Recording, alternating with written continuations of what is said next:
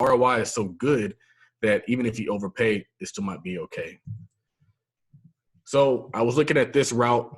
This is one that wants $60,000 for $6,000 in monthly income. It's been there for 30 years.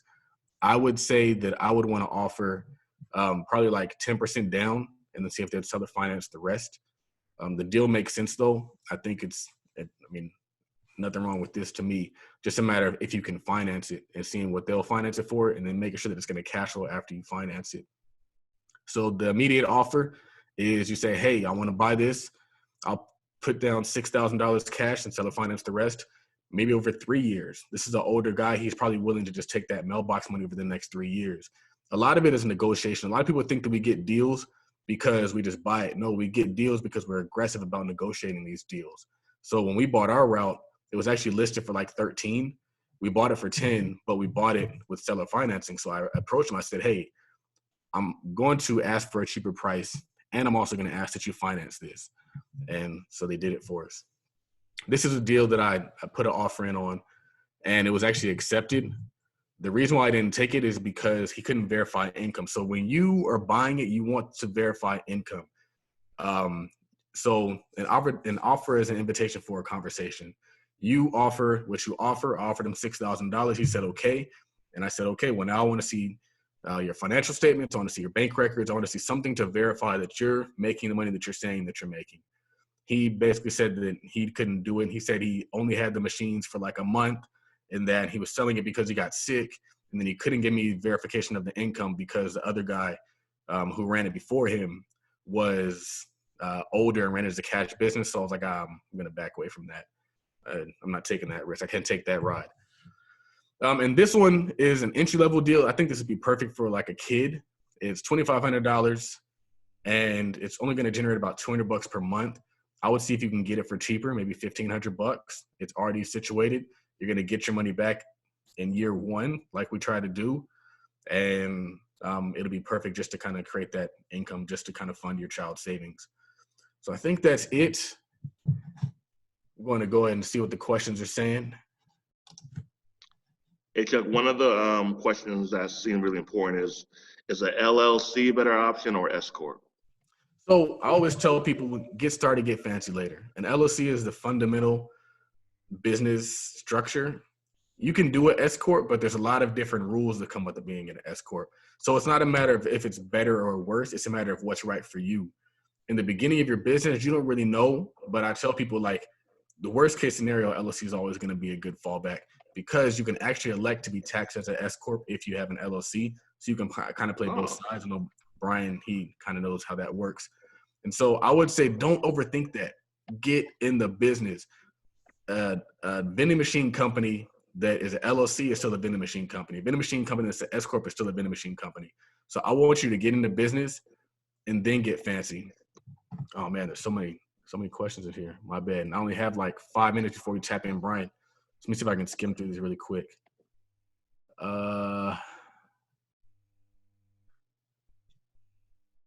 Where do you find routes for sale? Craigslist. I only look at Craigslist. I don't Google routes because you never know what you're going to find.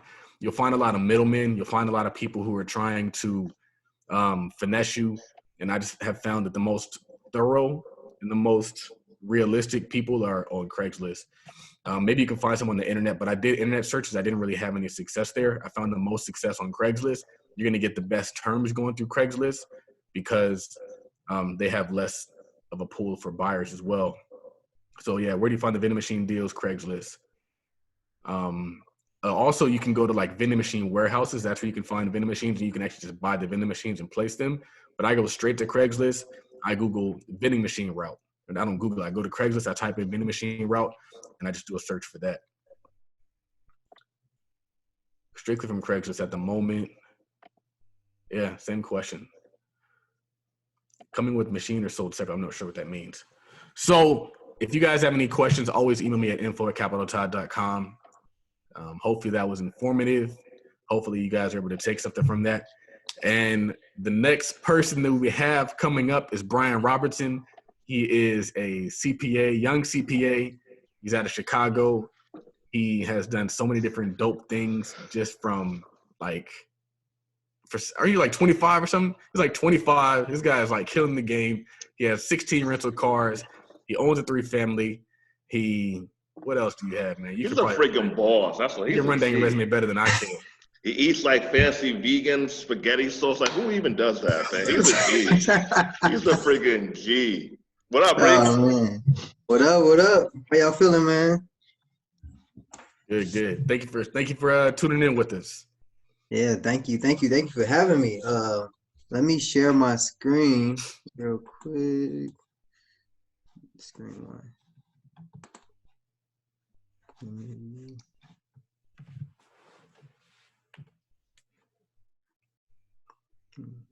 Can y'all wait? Did the PowerPoint come up or no? It came up and then it went away. It says loading right now. There we go. It's there. I'm trying to go in present mode. It's not gonna work. We're just gonna rock with it as is. Uploading. What is it uploading? I don't know. All right, I'll just do it this way because. Wait, it came up. It came up. I see it. All right. Yeah. No, I was trying to go in present mode, but it seems to not be working, but that's cool. I know what I'll do. I'm going to switch screens. That's what it is. While Brian's trying to figure this out, good luck, fellas. Love all you black gentlemen. Gotta go head to this wedding. Thanks, man. Appreciate it, brother. Have a good time. All right, later.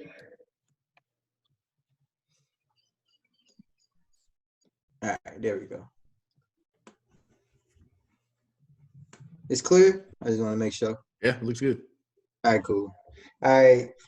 So today we're going to be talking about credit and house hacking. I'm Brian, aka the infamous CPA. First and foremost, I want to thank the Todd Capital family and all of our presenters today. This is a super dope idea, and already I've learned a ton from already Anthony and Charles with the vending machine business. So definitely super excited to be here. But for interest of time, let's just hop right into it. So who am I? As mentioned, Brian Robinson. I'm a CPA licensed in Illinois, currently a financial analyst for a commercial real estate developer. I'm co-owner of the 700 Circle, which is my credit repair business, certified credit consultant, co-host of the Double Up podcast, and I invest in real estate and the rental car industry. So grew up in the south suburbs of Chicago. Similar story, like pretty much probably most of us who are, here speaking as well as are chiming in from home. So grew up in a low income background. Pretty much had to teach myself, about credit, about budgeting, about money management. Really went through a whole kind of personal development journey that got me to the man I am today. So I always preach, go all in on your personal development first, because really your income is only going to grow to the extent that you are. So you just got to make sure you're solid, both, emotionally, mentally, physically, et cetera, et cetera. It's how you do anything. It's how you do everything. So that's a little bit about myself. So let's get into my credit story. So my credit journey definitely started off super rocky. At 16, I had my card cracked. So for those that don't know, what this means is someone put a bad check into my checking account, took all the money off the card, and then took all the money off the card before the check actually bounced, and then pretty much left me with a balance. And it was a close family member that I trusted, and they kind of effed me over. But I learned from that experience because I had to negotiate my settlement with Chase, because that's who the bank was, to be able to get back in good standing with the banks. So for those that don't know, if your account goes severely in the negative with a particular bank, and it's for like fraud reasons, they will put you on a blacklist until you pay what you owe, essentially. You won't be able to get any debit cards, anything like that. So definitely learned my lesson there. Definitely took away a lot of lessons. Then at 22, I had an insurance. I had my insurance go to collections as well as a rent collection account. Insurance, both were my fault. So wasn't making a ton of good decisions.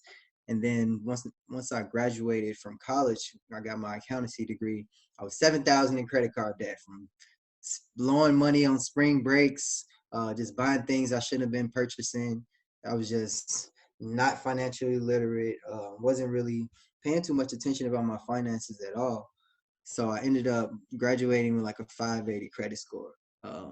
So I thought to myself, how can I learn what I need to learn to be able to get myself out of this predicament and also help others as well. So I transitioned into learning the basics. So let's get into some of the basics of credit. So the people who monitor or who creditors kind of leverage to get information about you in terms of lending are the 3 credit bureaus. So that's Equifax, TransUnion, and Experian. They all are going to have different scoring models attached to, their specific company. So typically their credit scores your 3 credit scores are never all 3 going to be the same. And that's kind of the reason why, because they have different scoring models. Experian calculates things a little bit differently from TransUnion, et cetera, et cetera. And your credit scores are also going to be different depending on the industry. So if you're in, let's say you're applying for an auto loan and then you apply for a mortgage loan, your credit scores are not going to be the same. Because when we talk about scoring models, you have FICO and Vantage scores. So those are the 2 main scoring models. FICO is used more frequently by lenders than Vantage, but Vantage score is a very real score. And this is the score that Credit Karma used. So when some people say, Credit Karma scores are fake, that is false. It's just using a Vantage model that's used less frequently by lenders, but are still used by some lenders. So you may have, 50 or 100 type of Vantage scores, and the same with FICO, but total variations is about 300 different score models. So like I mentioned earlier, it kind of depends on the industry of the credit product you're applying for is in as well. So in terms of the governing laws, you have three main acts that kind of govern what debt collectors can do, creditors, as well as the credit bureaus. So the main one we leverage when doing credit repair and trying to remove derogatory items off our client's report is the Fair Credit Reporting Act. And this basically outlines what the bureaus can and cannot do. So that's a very important act. So if you want to learn, how to remove things off your credit, you definitely need to learn the Fair Credit Reporting Act. Next is the Fair Debt Collection Practices Act, and it protects against illegal debt collection tactics. So it outlines pretty much what collection agencies can and cannot do. So if they step out of line and do something that is outlawed by this law, that means for us to get that particular account removed off your credit. And then next is the Fair Credit Billing Act. So this just protects against shady billing tactics from whoever you're purchasing the product from. So all 3 of those are very, very important. I would say the main 2 are probably the Fair Credit Reporting Act and the Fair Debt Collection Practice Act. In terms of getting things removed off your credit report, those are the big 2 that you should know. So now let's talk about what makes up your credit score. So this is the credit circle. So first, the most important item on your credit is simply doing what you should be doing anyway, paying your bills on time. Your payment history accounts for 35% of your credit score. So when you have a late payment hit your credit, or you have a derogatory account like a collection hit your credit, that's why your score drops like almost 100 points each time that happens, because your payment history accounts for 35% of your credit. And it's similar with your credit utilization. So your credit utilization accounts for about 30% of your credit score. And this essentially evaluates how much of your available credit are you using. So if you're maxing out your credit cards, your credit score is going to drop tremendously as well, because that accounts for 30% of your credit. So really your credit score is made up of 65% simply you just managing your money right. Because you manage your money right, you're going to be paying your bills on time. you're not going to be maxing out your credit cards. So really the foundation for credit is managing your money. So definitely pay attention to what Anthony was mentioning about budgeting. I think my dude is going to give a great talk as well a little bit later about how he budgets. So definitely, find what works for you, because personal finance is definitely personal. That's the main piece of it. So you really got to find what works for you. It's fine to try different strategies that you may have never heard of, and kind of just see what sticks. So as I mentioned, the foundation of credit is managing your money. So let's get back into the credit circle though. So next we have the length of your credit history. So this accounts for 15% of your credit. Companies like to see individuals basically being responsible with their credit for extended periods of time. You look better on paper for sure. So if you're a little bit younger though, you just started out with credit, you can leverage another individual's credit by way of authorized users or trade lines. I typically say, if you're going to do it with somebody personally.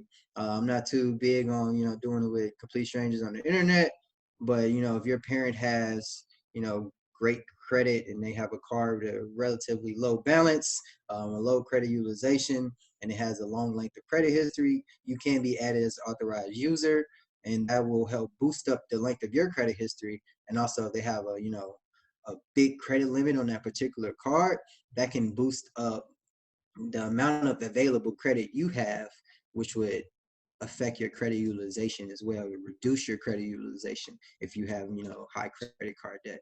So that's an easy way to get ahead when you maybe don't have the means to pay off debt right away, or something of the sort. So the next is your credit mix, so the type of credit you use. So lenders like to see a diverse portfolio in terms of your credit. So you typically going to have revolving accounts and installment accounts. So your revolving accounts are going to be like credit cards, and then installment accounts are going to be like student loans, mortgages, car loans, et cetera, et cetera. So basically, being able to show that you can repay a diverse set of credit products looks great to lenders. And then the last is inquiries. So inquiries is 10% of your credit. This is kind of the low-hanging fruit. Like a lot of people say, I have a ton of inquiries, but inquiries, they matter because they're 10%, but they're really, really low-hanging fruit. You can have anywhere from, 4 to 15 inquiries, but if you're doing everything great and, payment history is 100%, you're owing about 5 to 10% with your credit utilization, your length of credit history is long, and you got a decent credit mix, you'll still have a high credit score, even if you have a high amount of inquiries. So I always tell people, don't focus on inquiries, focus on the big stuff, focus on the payment history, focus on paying down your credit card debt so your credit utilization decreases. Those are the major factors that you should be focusing on. So a little bit more, like this is basically the formula for having a 700 credit score. So credit mix, you want to have like 3 to 4 credit cards. You definitely want to have a couple installment accounts as well. But some people think you can have an 800 credit score with no credit cards, which is definitely not true, because you won't have basically positive trade lines on your report. So 3 to 4 revolving accounts, 2 to 3 installment accounts. And for credit utilization, the absolute max you should be using is 30%, but typically individuals with the best credit scores have, somewhere between 1 to 15%, but 10 to 15% is cool as well. And then payment history, you want to have 100% payment history. So, dispute any late payments, any collection items, et cetera, et cetera. And then inquiries, definitely you want to have low inquiries. Like I mentioned earlier, this is low hanging fruit. Like you should be fine with taking a 2-3 point hit inquiry wise to get a huge line of credit or get a credit product that you can turn into revenue. Then the average age of your credit, really 5+ years is decent. Obviously, the longer the better, and over time, you just got to continue to display those great credit habits so you can continue to get your average age up, and you'll be good. Credit is really basic. Just a lot of people don't have the knowledge. It's not really tough to have a good credit score. You really just got to do what you should be doing, and that really comes from your financial education. Because, like I mentioned earlier, personal finance and managing your money is really the foundation of credit. So, trying to see how much time I got.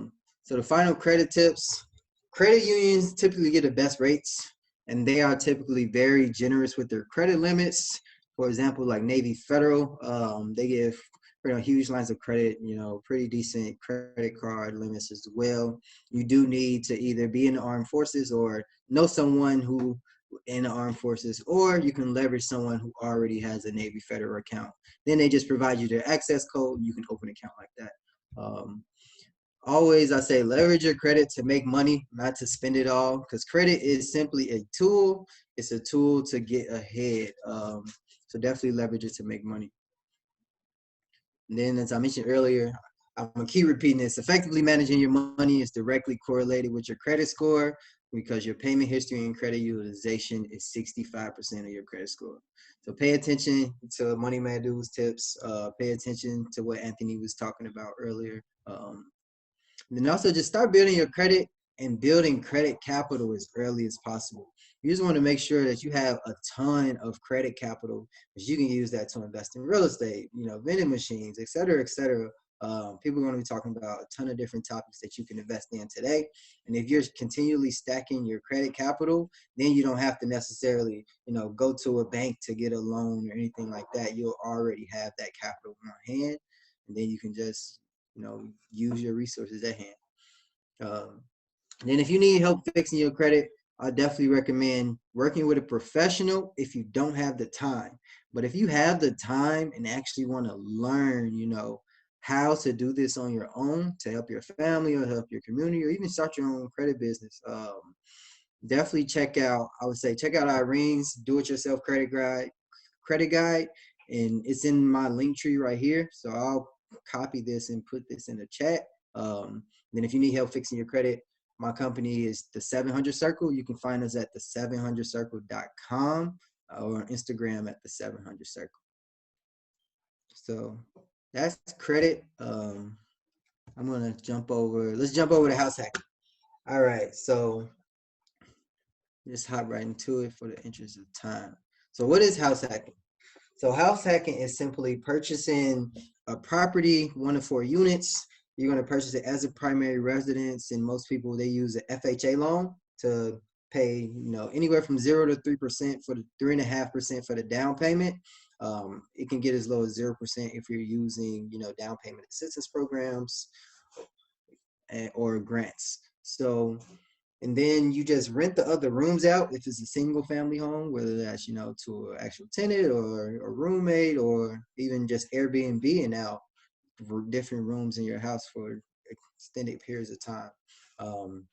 Or if it's a multifamily building, you're going to rent out the other units. So the huge benefit to house hacking is you're going to live for free, or your rent is going to be, or your mortgage is going to be highly subsidized. So, if you're in a high cost market like, downtown Chicago, and you're paying, $1,200 for rent, if you actually rent, if you buy a 2 to 3 unit or even a single family and rent the rooms, and you get that cost down to maybe, $300 a month, that's still a win, because now you have an extra $900 a month to save.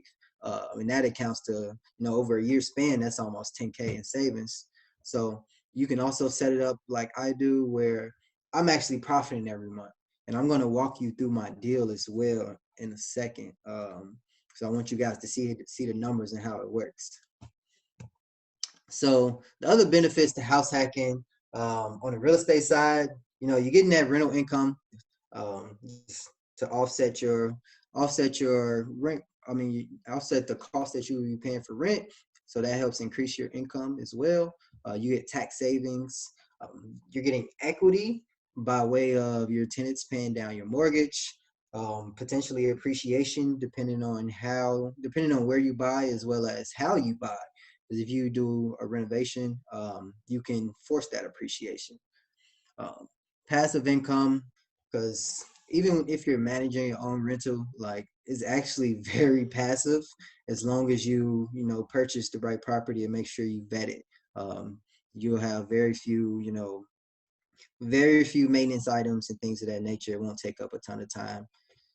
So the other real estate benefit is debt pay down, because you can use that new income or the income you save to pay down debt, et cetera, et cetera. And like I mentioned earlier, your tenant is going to be paying down your debt, which is going to increase your equity in the building or the property. So the personal benefits, you can save and invest more because you're saving that money that you would typically be paying for, in rent. You can pay off debt using other people's money, basically your tenants. If you do a renovation, you can design your own living space. And that's really cool. I think that experience is like really one in a lifetime, being able to design your own living space, and because that just helps with everything else. If you're comfortable in your own home, everything is set up nicely, like it adds to your mood and the whole vibe of your life. And then you can also use that money saved to travel if you want, Or the last thing is like no more dealing with slumlords. Like it's really not a ton of great landlords out there. So if you can, stop dealing with them yourself as well as create a great experience for another tenant that looks like you, man, it's really a win-win situation. Because a lot of people they run into slumlords. So why not just rent? For me, it was a case of I was rent burdened. So at the time, I was spending at least 30% of my income on household costs. So imagine, being able to save 30% of your income and invest it versus, spending that every month. And in 2018, a study showed that 50% of all American households were rent burdened. So that's 50% of our American population. That's 30% of their income they're paying for, their house or their rent or et cetera, et cetera. And half of those rent burdened households were severely burdened. So that means that they were paying 50% or more of their income on rent or just housing costs in general. So that's a ton of your income. It's like I got to pay 50% just to, have a roof over my head when you still have food, you still have clothing, you still want to have a little bit of fun here and there. You want to travel, like there's so much you want to do, and if 50% of your income is being taken and being used for, to shelter yourself, is like it's just eating away at your possibilities. And then also wages compared to rent costs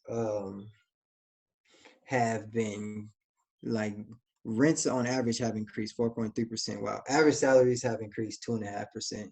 So your wages are not going to increase with the rate of rent costs. Like prices are getting steep. They've been increasing steadily since 2009, and they're going to continue to go up. So you definitely want to make sure you can off that with some rental income, or you'll continue to be rent burdened. So house hacking fundamentals. So I have this checklist where basically first you need to shape your mindset. You need to know basically why you want to do real estate, and you just gotta get out of that poverty mindset if you came from a low income background. I'm not going to go too much into it. That's going to be in the course. But then you want to decide if you want to get a turnkey property or renovation. Or if you want a single or multifamily property. Are you going to do shorter long-term rentals, Airbnb? Are you going to do Section 8? Are you going to just do a market rate tenant, or are you going to diversify and do a mix of both? You want to define also the property type. So if you want a specific, let's say you want a 2-unit building with a finished garden, 6 bed, at least 6 bed, 2 baths, or 6 beds, 3 baths, whatever. So have you can you want to outline that specific criteria. So when you're talking to a real estate agent, you give them a specific template of what to do. So in the interest of time, I'm gonna jump over to walking y'all through my first deal really quick. So I'm probably going over. I think I got like 6 minutes. Let me see. All right. So I built out this calculator to basically analyze deals. So where I typically start when I'm analyzing on the fly, so I use the 2% rule. So I basically trying to see relative. I want to see what the gross monthly rents are relative to the total purchase price of a property. So typically, if it passes like 1.5%, I probably will look at it a little bit further to see how profitable it is. But this is a quick way you can evaluate properties, but don't let that be your only metric because you can miss out on a lot of good deals. As you can see here, my property was 1.67%. It didn't pass the 2% rule, but I'll let you know why I bought it. So I purchased for 139, 150. The asking was 165. So I used the 70% rule when I was analyzing my deal. I got the comp, so the after repair value was 260. So doing the formula for after repair value to find, your max purchase price, essentially, I have this all built out. So I knew my max purchase price should have been 130K. But I got it for a little bit more, 9,100 more. But on the back end, I got him to cover all my closing costs. So that was great. So essentially, I'm going to do the burst strategy where, I'm going to buy, rehab, rent it out, and I'm about to refinance next month. So I should be able to pull out about 17,000 in equity, and I only put down 7,500. So that's great. And then I also evaluate, on the cap rate and the cash on cash return. So with the cash on cash return, while I'm house hacking, as you're going to see when we go through the cash flow calculator, I'm getting about a 51% cash on cash return in year 1, but that's because I'm house hacking. So in year 2, by the time I get my money back, I'll probably get my whole 7,500 back after I refinance next month. So it's like now we're 2 months in a year, I'll probably be 3 months when I get that money back. So getting all your money back in a year and 3 months is great, and then it's all pretty much profit from there. So cash flow analysis. So I built this out. Right now I'm getting 1,200 in rent in one unit, 1,142 in the other, for a total of 2,342. Then I evaluate, the insurance, taxes, utilities, and I also build into my calculation what I'm going to save each month for repairs and maintenance, capital expenditures, as well as vacancy. So I have all that built out, and you see my net operating income is 1,621. And then to get to my cash flow number, I'll take my net operating income and I subtract out the mortgage as well as the PMI. So as you can see, while I'm house hacking, my cash flow is 322. And you want to have a criteria for, how much money you want to make when you're house hacking as well. You just want to be specific as possible. So then when you're looking at deals, once you put in the calculations, if it works for you or if it doesn't. So in this case, I want to make at least 200 while I'm living there. So it passed that threshold, and you can see I got my yearly cash flow in there as well. And then you do a back end analysis where you want to see basically how much you're going to be making when all units are rented. So I'm going to house hack my basement once I find another building. My monthly cash flow with all units rented is going to be a little bit under 1,100. So that's great because I wanted to make sure I was making at least $1,000 a month, or otherwise it wouldn't be worth it to me, because I can get great returns paying way less with a rental car as well. So that kind of shaped my thoughts on my specific monthly cash flow threshold. Then I do a 5-year analysis as well as a 30-year analysis as well. So over a 30-year period, this building is going to pay me $382K in cash flow, which is great. So that's pretty much how I went about analyzing my property. I also have this comparable analysis in here as well. And then I have this summary tab where I'll do a performance projection. So this is all going to be in the house hacking course. It's not fully built out yet, but I'm hoping it's going to turn a lot of people into homeowners. So I'm not sure how much time I have, but I'm looking at the questions now. How much time do I got, Charles? Go ahead and take like 5 more minutes and answer questions. All right, cool. Let's see. That's spending. I got one, Infamous. How'd you get 16 cars? That's a good question. Yeah, so it's really all about strategic partnerships. Because I only have, 2 cars that's in my own name because I have, my personal car and then another car on my name. So really I started partnering with different individuals, my friends, because we had a whole kind of little community here in Chicago who were all doing it, and a lot of us went to the same college. So at one point we just said, we're about to team up. So we all brought our cars to the table, and now we have a whole team and a whole company built out around it where now each person has one function. So like me, I'm the chief accounting officer. So I handle all the financials, et cetera, et cetera. So it's great because now it's truly, truly passive. Like all I have to do is some financial statements. Like that's great. But yeah, really just strategic partnerships, purchasing cars, cash, getting creative with the financing. Sometimes I'll buy it on the credit card with a 0% intro rate for like 15 months, or we'll just go half and pay cash.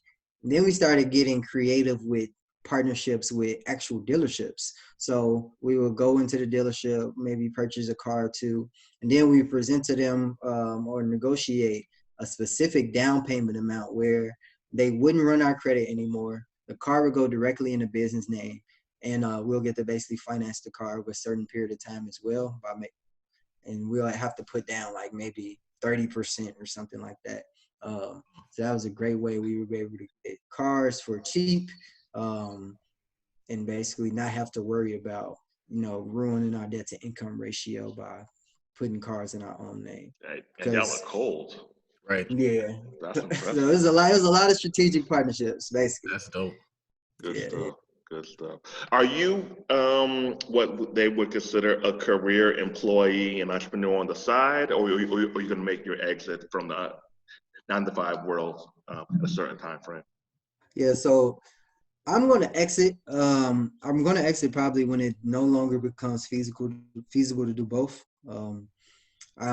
My job really provided a lot of incentive to do that, to make that this year, because they tried to short me on money switching to this new position. But at the same time, I'm getting so much value from it because I'm working directly with, the development managers who manage these $1 million projects. Working hand in hand with them. I see how the finances work. I'm learning about all the loan nuances, talking to lenders, et cetera, et cetera. So the value I'm getting out of it is like, I need to stay and get as much value as I can, but until it's not feasible to do both, then I'm probably going to dip. Cool.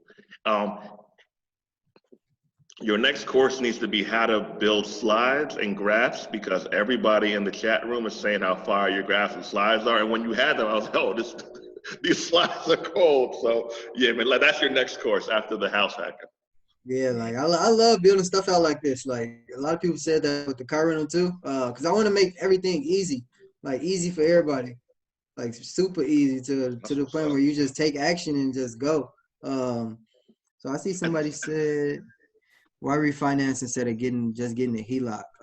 So I'm refinancing because I did a 203K loan, and with a 203K loan, essentially your interest rate is going to be higher because you're doing a renovation and you're including the renovation costs inside of the loan.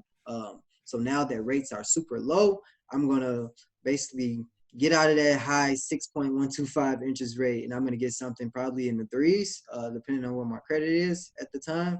because I'm using a lot of my credit right now. But that's pretty much why I'm going to do that. And then I'm doing a cash out refinance. So I'm going to pull that equity out, and it's not going to be tied to, any interest rate. It's going to be built into my actual mortgage, and my mortgage is still going to be cheaper than what it is now because I am getting rid of PMI because I'm refinancing into a conventional loan. Oh, that's cool. So,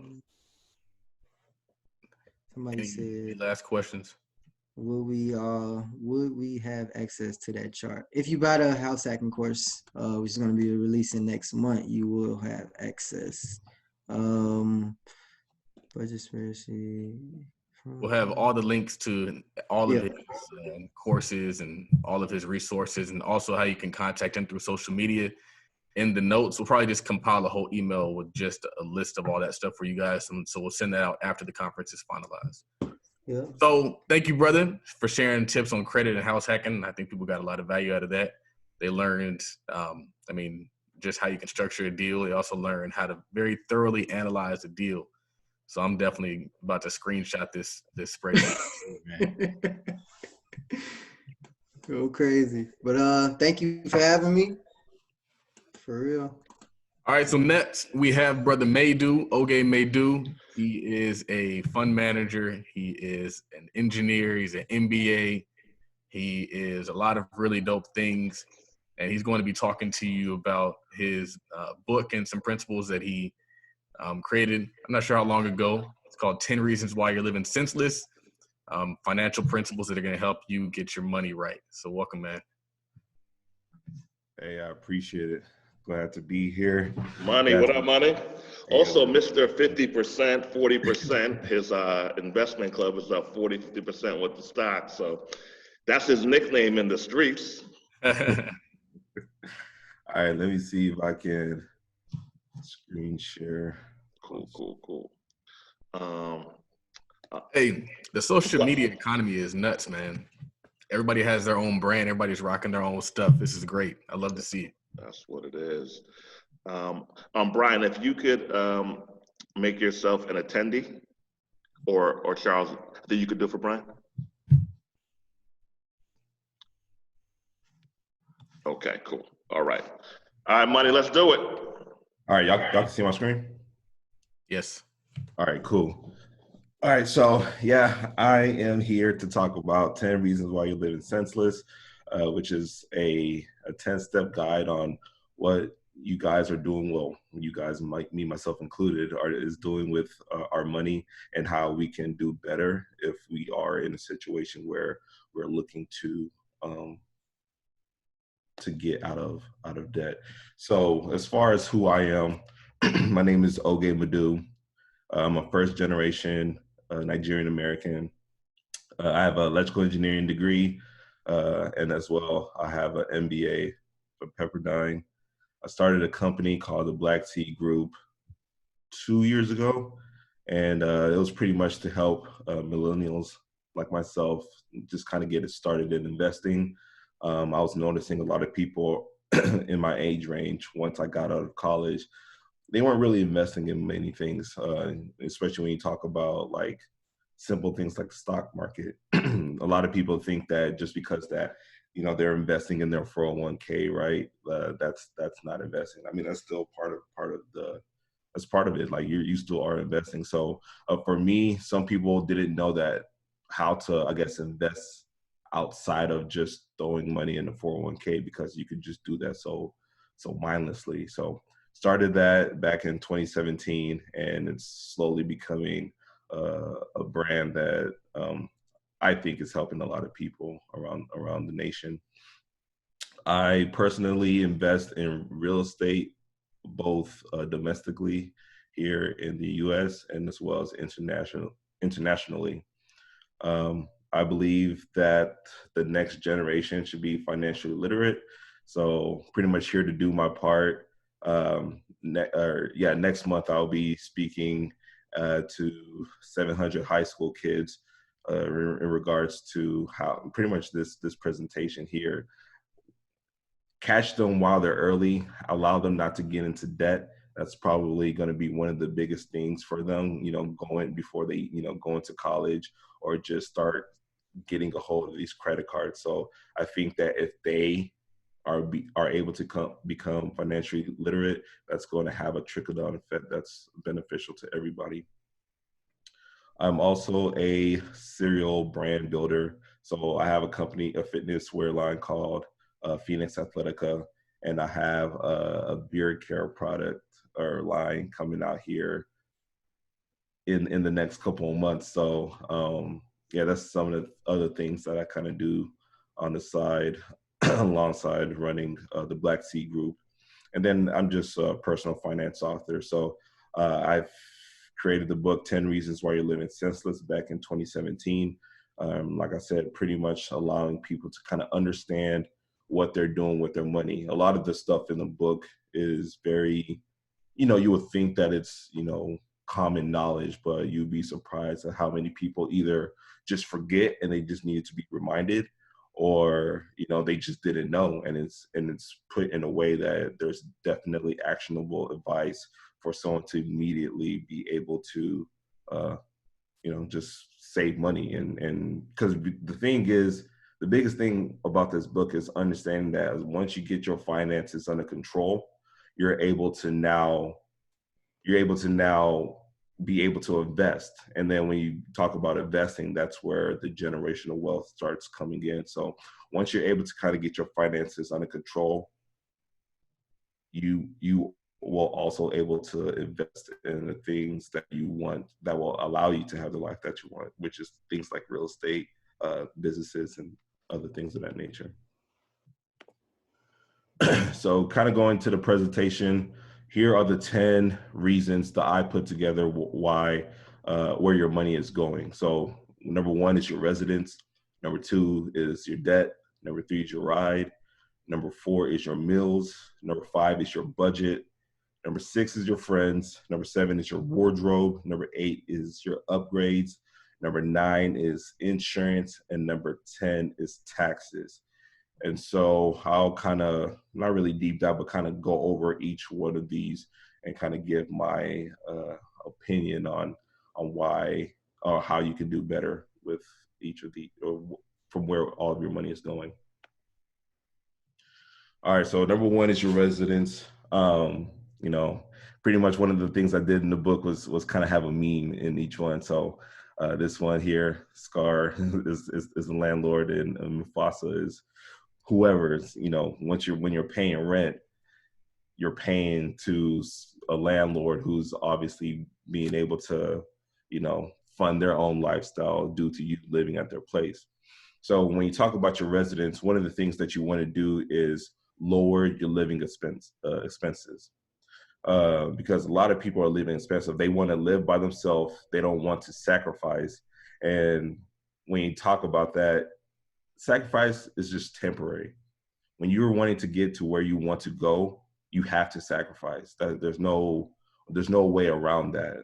And so one of your biggest expenses is where you live. And then so some of the ways that you're able to lower your living expenses is, especially if you live in a big city, one of the things you could do is live with your relatives.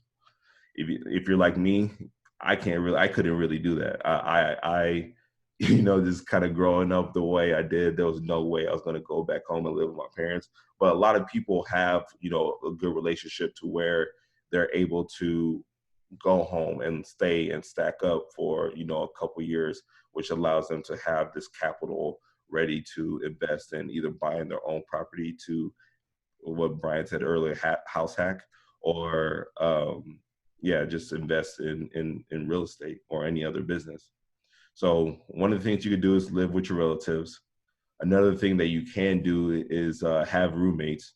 So like I mentioned before, a lot of people, they think that they can only live by themselves. Having a roommate is a headache, which can be the case, but it's one of those things that obviously, like anything else, you want to vet and do your due diligence. But having a roommate, that thing can pretty much cut down on a lot of expenses that you have. Going from paying, maybe $1,700 a month to half that, just splitting the bill with your roommate monthly. And then, so say if you decide to, stay at the apartment complex that you're at, most apartment complexes also do not monthly increases, but yearly increases. If you have been a good tenant in a sense, sometimes you're able to negotiate the rental increase instead of maybe them increasing it, for example, like $100 a month. You're able to negotiate it down a little bit just because you haven't been that problem tenant, and because on the landlord's point of view, they would rather you stay longer if you've been a good tenant, because it's harder to find good tenants and you have to go through the whole process of, cleaning up the apartment, finding someone new, doing a background check and things of that nature. So you can get a little bit of an advantage to lower your rent if you've been a good tenant. Obviously, it depends on the landlord. A couple things to do or kind of remember: if you have a house, make sure that you buy a house that you can afford. So, or if you're trying to buy a house, make sure that you can buy a house that you can afford. So a lot of people, they'll go to a bank and they'll see that they're approved for, let's say, $200,000. You don't want to spend money on a $200,000 house, because for one, that'll cause you to live pretty much, house rich and cash poor. And so you don't want that to happen unless you're able to house hack and you're able to make monthly, income from renting out each room to, like, say, 2 other people. But like I said, you could be able to keep your expenses low if you're able to purchase homes that allows you to not come out of pocket so much. So for example, for me, when I purchase real estate, even ones that are my primary residence, I buy it with the thing in mind to say, okay, if I were to leave here, can I be able to rent this house out for more than whatever my mortgage is, plus, taxes and insurance and all of that. So that's just one of the things that to think about. And also, on one more thing that I would like to point out is, if you are getting a mortgage on some of these homes, do not get an adjustable interest rate. Make sure you get a fixed rate, because a lot of times what will happen is, if you get an adjustable rate, you'll get an extremely low rate, and then in 5 years you have this crazy balloon because the economy is doing something completely different from what it was when you got a mortgage. So you definitely want, it's definitely, that can cause you from having a very affordable monthly rate to something that you cannot afford. So make sure that you get a fixed rate so that you kind of understand your numbers from the get-go, and you won't have any real surprises kind of going forward. As far as reason number 2, that is your debt. A lot of things that I kind of want to explain is that a lot of people don't understand debt in a sense of, there's a thing called good debt and bad debt. Everybody just kind of talks about the bad debt, but there is good debt as well. So what is good debt? One of the things that you can consider good debt is pretty much just something that allows you to make money or give you the opportunity to purchase something new, or just to generate income.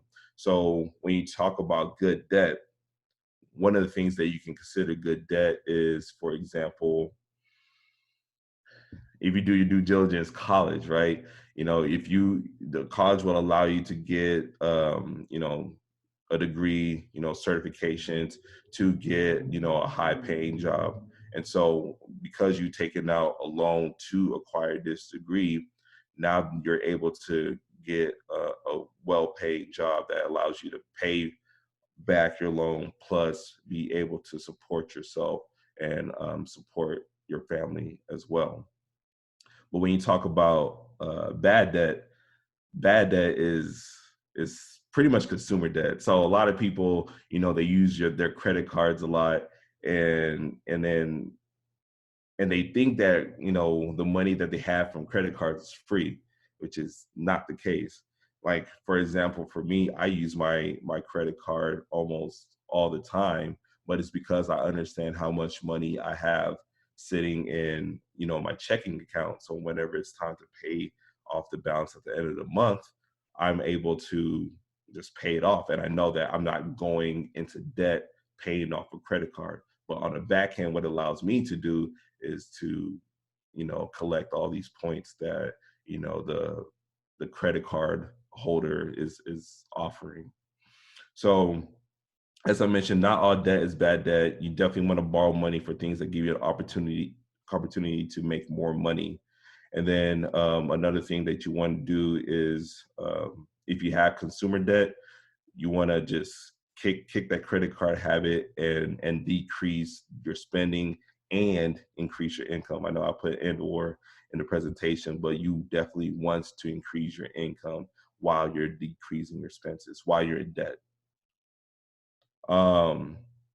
One thing I do want to point out as far as like the credit card or debit card, another thing you can do as far as consumer debt is you can cancel all of your credit cards and then just use debit cards, because debit cards is you're using the money that's actually in your account instead of using the bank's money through a credit card. And so when you do that, you can, make sure that you receive alerts about when your money might overdraw. Because obviously a lot of these banks, they do some kind of charge, like a $30 charge once you get below, or pretty much you overdraw from your account.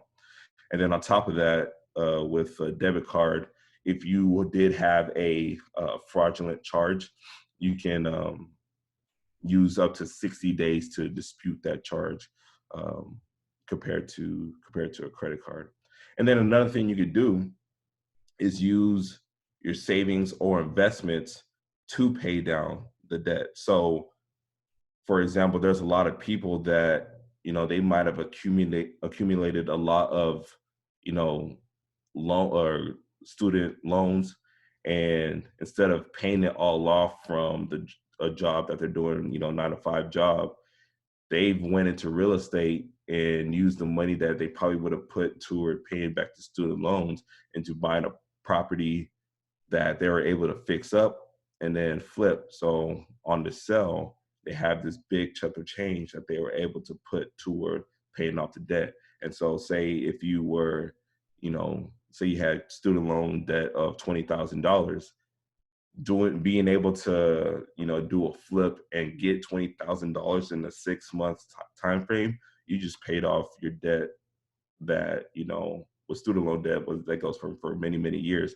but you're able to knock it out in almost 6 months because you was able to get a flip that pays for most of your student loan. So another way to pay off your debt is using investments. Obviously, you need the knowledge to do so. And you definitely want to partner up with the right people to get that knowledge.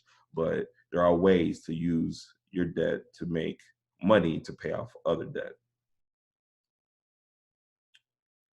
Let's see here. All right, so reason number 3 is your ride. A lot of people, having a car is one of the biggest things that they love. And so one thing that a lot of people don't keep in mind is just how much it costs to have a car. And so, like, for example, an average car, I kind of read it into a book, a car note would be, like $400 a month. And then you talk about insurance, let's say insurance is $110 a month. And then you have gas, maybe that's like $175 a month. And then, you have your depreciation and your maintenance. So a lot of people, when they think about owning a car, they think about owning the car, the car note, the expenses of a car note, and the insurance. And they might include gas in there. But the thing is, there's a lot more to the expenses that you have monthly, daily, when it comes to a car. So it's not just the car note and the insurance that you have to accumulate for. You have to accumulate for, obviously, the gas, the depreciation of having a car, because say if you bought a car brand new or, close to brand new, the car is still depreciating in value.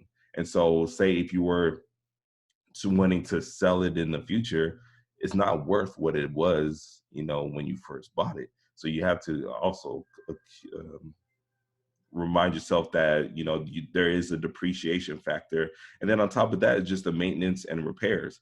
So, a lot of cars, yeah, you can buy them and then, they have, warranties that cost, but you still have, just like with real estate, you still have to budget out, certain amount of cost just in case something happens, just in case, an accident does happen.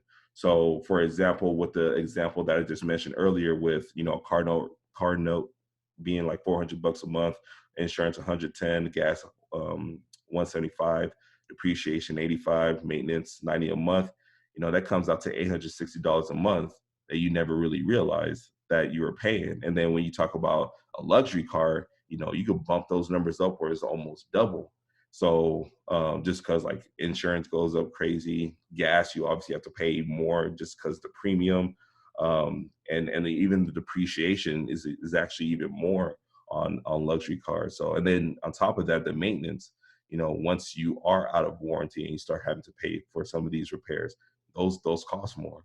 So when you talk about the difference between owning a regular average car that's maybe already paid off versus a luxury car, the payments that you're paying is a lot. It's a lot. It's just actually draining your account. Hey, Money. Yeah. If you don't mind me asking, what kind of car do you have? I have a Camry. I have a 2010 Camry that I've had since 2010. Okay. I had a feeling. And how many houses do you have? I am at 8 now. And you have a stock club, so you probably got like 20, 30, $100,000 in there, not to be all up in your Kool-Aid. So I'm just making this statement. Most of the people I know who can have like damn near any car they want, they usually don't. And he has 8 houses and a crazy return in stock market, and he has no job. He's a full-time entrepreneur. Just I want everyone to keep that in mind. All right, Money, thanks. Yeah. And so when you think about it, like say if you're working at a job that is paying you, let's say $250 a month. So if your rent is like $1,200 a month, and then you're pretty much paying another $900 due to what you have to do a month on what incurs with a car, you only have $300 left to pay for like food, your cell phone bills, your utilities, maybe some of your other debt. So, now you're playing mental gymnastics of what should be paid for. People can't live without their cell phones. So, they're going to make sure that gets paid. But this is to show you that, all right, a lot of your expenses going into your home and your ride. So you're paying $1,200 for your house, and then you're paying damn near $900 for your car. You don't have much money left to pay for other things. So that's where coming into, when I say later, into investing, being able to generate that income to increase your income as well. Because like I said, the one thing you want to do is increase your income. So a lot of things that you can kind of consider as far as being able to reduce costs as far as cars is if you're living in a place that has public transportation, maybe you could utilize that. I know down here in Texas, it's kind of hard, at least in Houston, it's kind of hard because everything's so spread out. So you pretty much do need a car. But if you're living in a place, for example, like New York or Chicago, you might be able to get away with public transportation, and that will cut down a lot on your expenses there. If you have a bike or a motorcycle, same thing. You could do that in whatever city that you're in. And if you must go with a car, it's okay to go cheap and reliable. So if you have a car note or a cash car, in general, what you want to do, the purpose of a car is to get you from point A to point B. And so buying a car cash will allow you to negate some of these expenses because, obviously your car note goes down from, like, say, in my example, I think I said 400, and that car note goes down from 400 to 200. And the reason why I say 200 is because you still want to keep money to the side to pay for another car in the next, 3 to 5 years. So in a sense, even though you bought a car cash, you still want to put money aside to buy, because people like to have at least a newer model of what they have, and you're able to do that if you do pay cash but put away money to the side to buy another car in the future. All right, so reason number 4 is your meals. All right, so here in the United States, there's definitely an epidemic on people are living to eat instead of eating to live, and so obviously that's a big major thing that's going on as far as like people just can't. They figured out they can't sacrifice on when it comes to food. A lot of people, they talk about budgeting, which I'll talk about here in a little bit as well, but they budget how to do eateries, and they need to write out what exactly, especially when they go to the grocery store, what they need, what they're spending their money on. And so here I talk about the 3 major categories that apply to when you're talking about spending money on food. So number 1 is on your groceries, number 2 is dining out, and number 3 is entertainment. So a lot of people, they like to dine out. And dining out, while it might seem small in the short term, when $5 here, $10 here, $5 for breakfast, $10 for lunch, that begins to add up over a week, over a month. And so, like I said in the beginning, when you're not tracking your expenses, all of a sudden you're looking at your statement at the end of the month, and you spent $600 on dining out when you could have done, $200, maybe $300 on groceries, been able to make your meals. You don't have to, obviously meal prep for every single meal, but just kind of have fresh food for whenever you are eating at home. And it's obviously you could eat more of what you have versus just everything that you're doing when you're dining out, because when you're dining out, you're usually with other people. So you're spending more, you're probably adding in more drinks. Alcohol obviously factors in, and there's a crazy tax just doing that. And so what you want to do, you definitely want to, in the book, I kind of talk about the ways you're able to budget out for groceries, and what you're able to do when you're dining out, and just even in entertainment in general, when you're going out with other people. So a lot of things that you could do to improve here is when you're going grocery shopping, just set an amount that you can't go over with.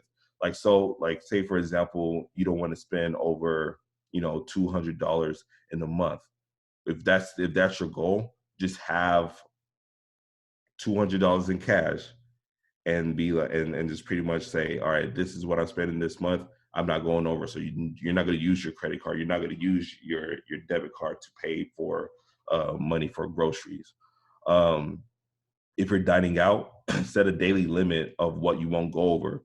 So for example, like say if you're spending, $7 a day, Monday through Thursday, and then $10 a day on Friday, have that, in the back of your mind, have that written out, but also pay in cash. So what you're going to see here is, same thing with entertainment. If you set a monthly amount for, a weekly special occasion, like going out to eat with a family or things of that nature, pay in cash. So how you would be able to improve on not overspending when you're talking about meals is paying in cash. Don't just swipe Apple Pay, all this other stuff, because when you're paying in cash, it hurts a little bit. When you are paying, you're actually seeing the money coming out of transferring from your hands to someone else. And it's okay. Sometimes you have to kind of like back off. And especially when you're in the corporate world, everybody wants to go out to eat for lunch or wants to go out to the bar for happy hours and things of that nature. And you don't always have to do that. And like I said, if you're able to budget that, some people are not going to understand, but it's not for them to understand, because once you get to the place that you need to go, then, some of this budgeting won't be as prevalent, and you won't have to do it as much. So biggest thing I could say here is you want to track what you're eating. So similar to like people who are wanting to lose weight, you know, you want to track. They track the calories, right? They track the macros. Track what you're doing. Track, you know, where you're eating out, how much you're spending when you eat it out, and the way you can, you know, backtrack from there. See what it is, see what you want to spend, and then just pay in cash. All right, so number 5 is your budget. So if you want to change your financial status, you obviously have to put in the work. When it comes to setting your budget, it's important not to overthink the details, and you just got to believe in your ability to stick with it. It's all in your mindset. One of the things that I do, and I've been using for probably the last 3 or 4 years, is this thing called the money jar method. And I learned this from T. Harv Eker, Secrets of a Millionaire Mind.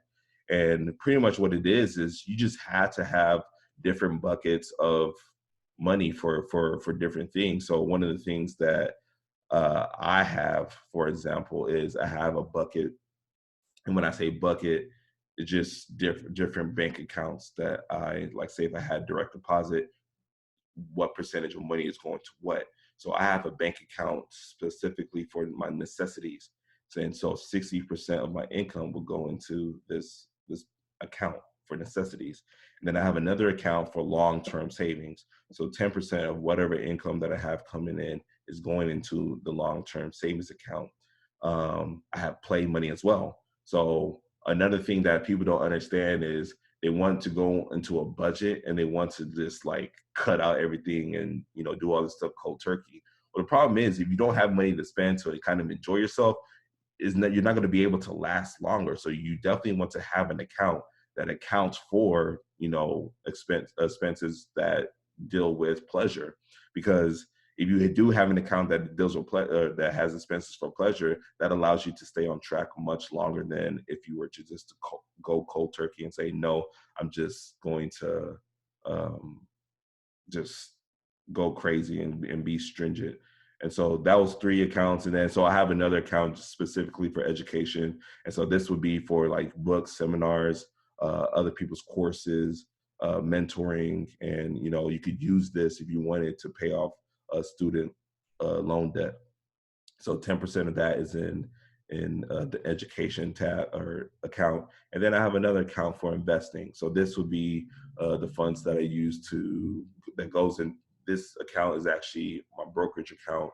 And so like, say, for example, if I'm wanting to invest in a stock, that money comes from there instead of another account that may be for, you know, necessities or, you know, to pay bills and things of that nature. So that's definitely a hack that I would recommend pretty much everyone to use, because what happens is when you have everything in one pot, it's hard to really see or really save in a sense, because in your head it's like, oh, you know, I still have this much money left, you know, I could go down to this point.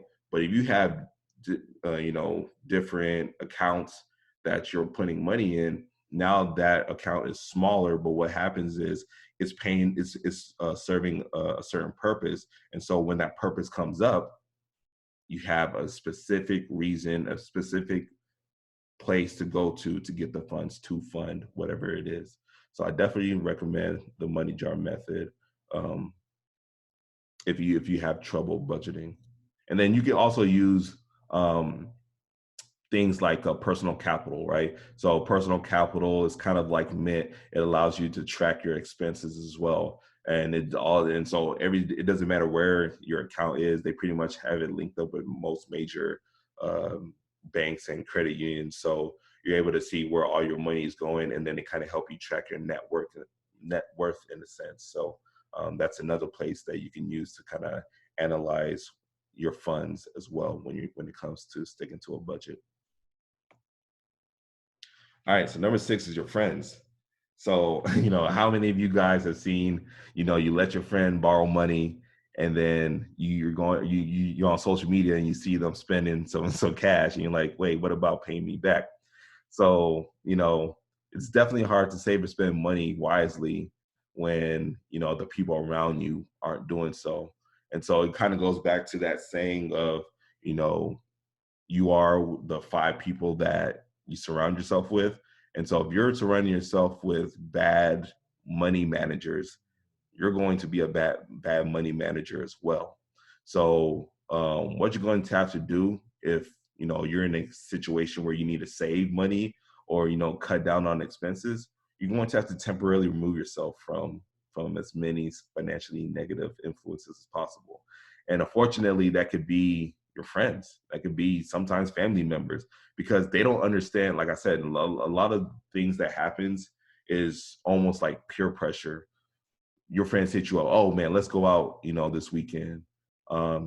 It's hard to be like, no, I can't, and unfortunately, if you don't have the means to do so when you shouldn't have, now you're all of a sudden in a bar spending, $100 that you really don't have. And now it's all going to your credit card because you didn't have it in your account. And then you have this cycle of always trying to catch back up. And so, like I said, a lot of this stuff here is temporary. And so you got to remove yourself from the negative influences. But what's going to happen is if you're able to withdraw yourself, get your finances together, once you're in a place where you're stable, you can come back to these people. And now you're leading by example because you're proof that it works. And if they can't get on board with, maybe some of the strategies that you're able to use as far as like, not always wanting to go out or not always spending your money wisely, then it's just might be a point where you just cut them off forever. It's not your loss, it's their loss, because what you don't want to be financially illiterate or financially irresponsible when you're starting from a disadvantage. Maybe you can splurge a little bit when you are ahead, but you never want to go from the bottom and continue to stay at the bottom just because you want to have fun and show everybody on social media that you're still having fun. All right, so reason number 7 is your wardrobe. And so we pretty much value brands way more than we should, but it's hard not to, when you're watching TV or scrolling around social media. And it's as simple as a lot of these big companies, it's their job to sell perception of a brand. You're talking about, like, for example, we're talking about the coronavirus right now. People are selling masks, right?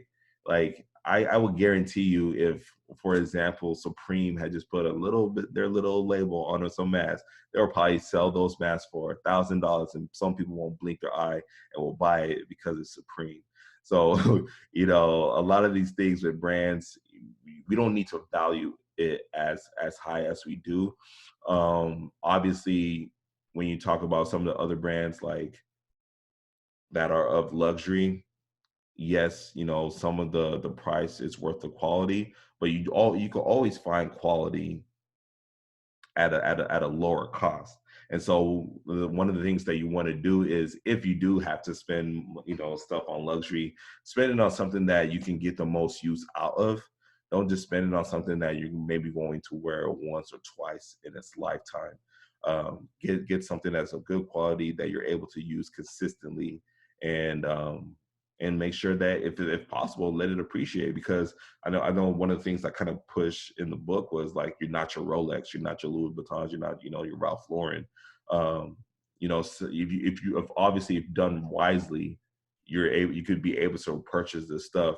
Maybe some of the items, like for example, the Rolex might be pre-owned or whatnot, but these things will be able to appreciate. And then sometimes you could be able to find some of these brands for extremely cheap online through eBay or some of these stores that are local. They still have some of these bigger brands for cheap. So you don't always want to pay retail for your clothes, for a lot of these material items.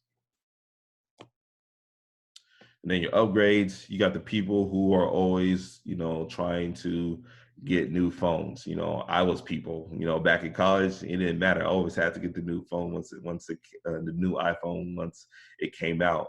And so, it was crazy. So the last couple of years, I had the iPhone 7 iPhone 7 Plus, and I just finally last week got upgraded to the iPhone 11 Pro Max, and it's been crazy because, like I said, back in college, it didn't matter what it was. Like within a week, when the new iPhone came out, I got it, and a lot of people are still that way. And unfortunately, this is going to be the case because the society we're in promotes hyperconsumption, and everything has to be brand new. You always gotta, that's why kind of like with cars leasing, people are always leasing cars because they want the newest model. So you got to trade it in and upgrade it. It's just a cycle of always purchasing what's new. And unfortunately, if you get sucked into that cycle, you're always going to spend more than you should. Am I going over time? Is our next speaker here? If he's here, then he can hop in. If not, then we can keep going. But in the meantime, any questions for Money Madu? Again, he has an investment club. How many members do you have? Or do we have? Yeah. For the investment club, we have about 50 members right now. 50 members, okay. And you said you have 8 properties. Madu can finish up. Okay, cool. We have about 8 properties. And you have 8 properties. When did you start acquiring those? I would say back in 2014. So I purchased my first property 1 year out of college. Wow. I was working out in a small town in West Texas, and bought it off of Craigslist pretty much. I found it on Craigslist and purchased it. So yeah. Okay, cool. And how do you manage your tenants? So it just depends on how I'm able to do it. So I hire a property manager for the ones that I'm not local to, and it's their job to do that. And here locally, my brother's a realtor, so I have him kind of like list a property for me, and then kind of like funnel in, potential tenants, and then obviously to run the background check, verify employment, all that stuff for. So the ones local, I self-manage for now. Mm-hmm. And after that, I will, here soon, I just have everything kind of like, I'll probably have a property manager or create a team, create my own property management team that kind of smart does all the management for my properties. That's what's up. Okay, we'll let you finish up. All right, yeah, I'll run through this real quick. So number 9 is your insurance. So obviously insurance can make or break you. Some of the things that you want to think about is, the car insurance, homeowners insurance, renters insurance, and health insurance. Insurance is a big thing, and you don't want to not have insurance because you don't want to be the person that has to create a GoFundMe when an emergency happens, and because you just don't have the insurance. A lot of people just kind of look down on people because you weren't financially responsible enough to have insurance to cover a lot of the expenses. An example that I kind of have myself is like back when I was in college, I didn't have renter's insurance. So there was one day after spring break, or the day after we're coming back from spring break, someone broke into our apartment, pretty much stole all of the electronics out of my room. And so I didn't have renter's insurance. So I had to pay to get all of my stuff back out of pocket. So I had to buy a new laptop. I had to buy, new gaming systems, a new TV, I had a backup phone, like a new phone. So a lot of these electronics that I had to pay out of pocket to get it back. And it wasn't like they caught the robber or anything like that. So you definitely want to have certain insurance so that when, negative things happen, I mean, that's what insurance is for. You're able to still be able to work and be at peace because something is able to take care of it. And then lastly is your taxes. So besides, living, your taxes is pretty much your biggest expenses. One of the things you want to realize is that the difference of the taxes. So you have the earned income, which is your wages, your salary, your tips, and then you have your unearned income, which is dividends, interest, and earnings. And And so with that in the book, I definitely go into detail on how you should be able to, you are able to lower your taxes. And I could say, one way is, have a lot of your earned income create passive income, and then when it has that passive income, you're able to, or you won't be able to be taxed on that income as much. And then when you talk about in a real estate aspect, if you do have property, you're able to deduct a lot of expenses, which also helps with lowering how much taxes you may owe. So that's the conclusion of my presentation. Does anyone have any questions?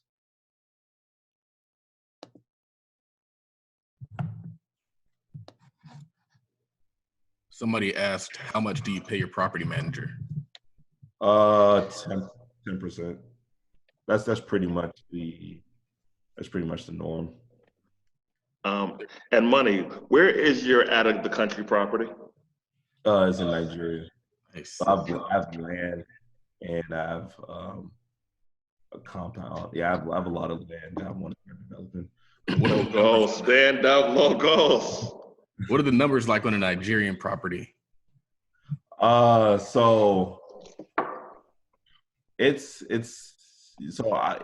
actually still pretty expensive, because when you talk about like lots over there, you do get a lot more land. Obviously just depending on where you're buying. I haven't bought like inside of the city, in a sense. So like, for example, where we have a lot of land at is kind of like outside of the city, where like in Nigeria, where it says Lekki, phase 1.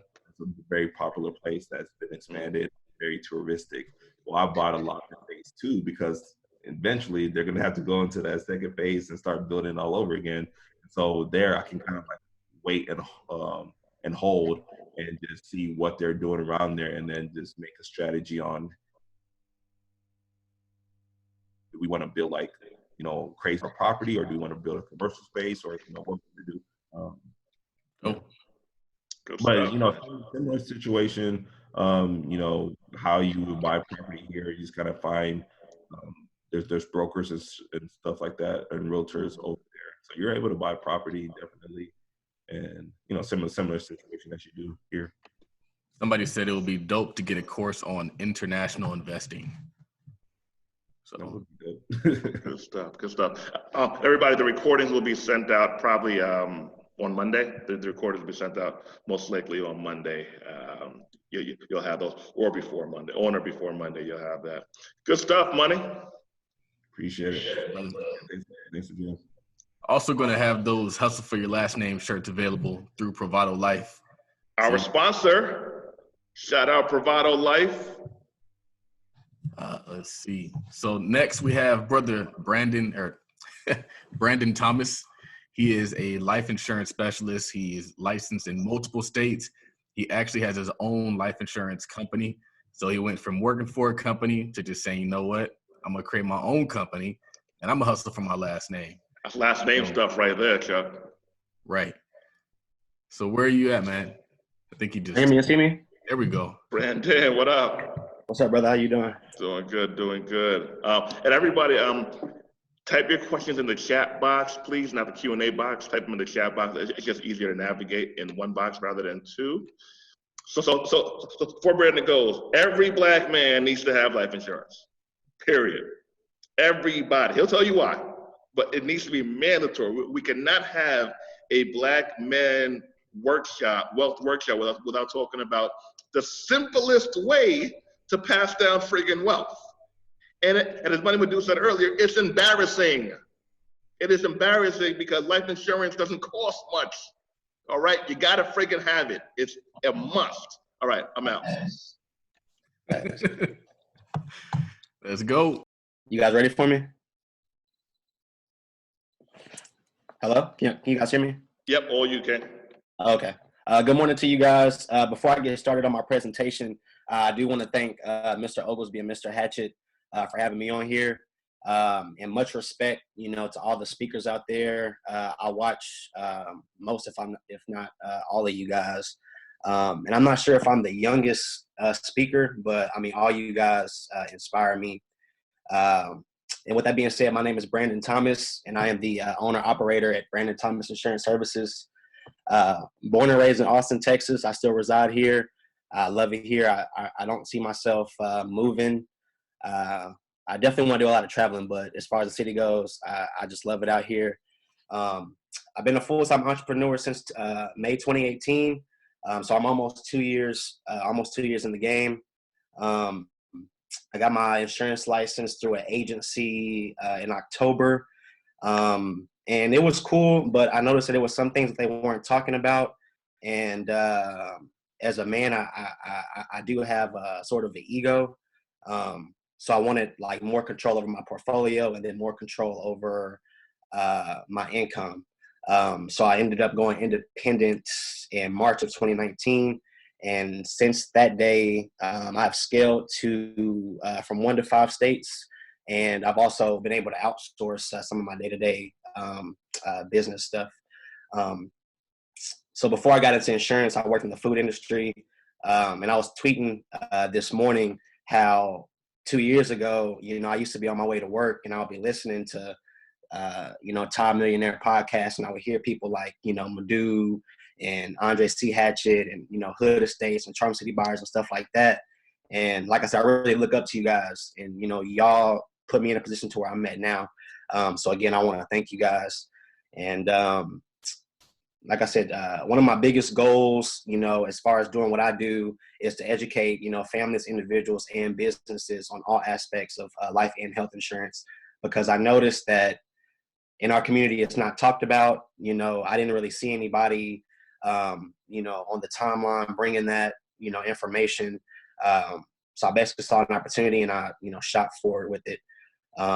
So with that being said, so what is life insurance and why is it important? So my simple definition, just like what Mr. Hatchett said earlier, this is the easiest way to pass on generational wealth. All you're doing is paying a premium. As long as you're paying your premium, you are guaranteeing your descendants, a 5-figure, 7, or even an 8-figure, check, after you leave this earth. The only 2 things that's guaranteed in life, especially in America, is death and taxes. You could try to run away from taxes, but, the IRS gonna catch up with you for sure. And life insurance is one of the main keys to a strong financial foundation, along with the brother was talking about earlier, with budgeting and then also having an emergency fund. Life insurance is right there with those. And then I put up a couple questions, in this day and age, GoFundMe is very, very popular. One of the main reasons what I do is I really hate GoFundMe. I feel like it's a waste of time. And I also feel like it's kind of embarrassing to get on social media to ask strangers for money, especially for something that, could have been covered for less than $50 a month. And along with GoFundMe, from personal experiences, I've had family members pass away that didn't have any kind of life insurance in place. And, they had to have cookouts and sell plates at the church. So life insurance stops all of this, especially the financial distress, during the bad times, because everybody's going to have the emotional distress, losing a family member. And along with helping you out with the financial distress, it also puts your family members ahead, for the race of financial freedom, along with the right education, because you don't want, your descendants getting a, $500,000 check and, running to go buy, a 3-bedroom house and a new foreign car. That's not going to really do too much for them. So financial education is just as important as having a life insurance policy. And honestly, there's several types of life insurance policies. I'm only going to speak on 4 today, and that's term life, whole life, index universal life, and final expense. Like I said, the presentation will take me a long time if I got into every single type of life insurance. So the first one I'm going to talk about is term life insurance. This is the most basic kind of life insurance that that you can. Hold up, this poll just popped up. Like I said, term life is the most basic type of policy that you can buy. Pros about it is low cost. You can definitely get, well, depending on age, I'm sure everybody here that's listening can get a policy for less than $30 a month. That's really basic. And then terms usually last between 10 to 30 years in increments of 5. So you can get a 10-year, a 15, a 20, a 25, or a 30-year policy. And these policies can also be converted to permanent policies without the evidence of insurability. So let's say, you're 25 and you might be making, $30,000 a year, and you can't afford, a bigger policy. Maybe you want whole life, but, you have kids and you really do need a policy. What you can do is you can get a term policy, and, 2 years down the line, after your income is, better, you can convert that. You don't have to answer any kind of medical questions. You don't have to take any kind of medical exams. No matter what your health is, you are guaranteed to be able to convert that policy. And the last big pro of term policies and other policies as well, they have something called riders, which is additional benefits that either are no cost to your policy or maybe a little bit more cost. And I'll get into riders in a slide in the future. And the only con about term life insurance is that some policies aren't guaranteed renewable. So basically, let's say you're 25, you get a 30-year term, right? That'll expire at 55. But in that 30 years, you've had cancer, you have history of strokes. So if you try to apply for another policy, they can deny you. So for any of you guys shopping for life insurance, I definitely, would tell you to come to myself. But if you don't, make sure any term policy you get is guaranteed renewable. Make sure that. Then also a term, it doesn't have cash value, which is something else that I'll talk about in a different slide.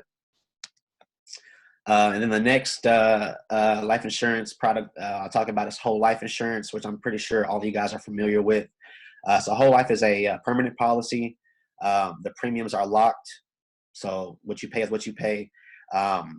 Cash value, which is basically a savings account that is associated with your policy, which I'll get into in a different slide.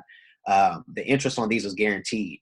So anytime that you sit down with the insurance agent or broker, they can, basically show you, hey, if you pay, this much every month, at age 40, you'll have this amount of cash value. Age 50, you have this amount. Age 60, you have this amount.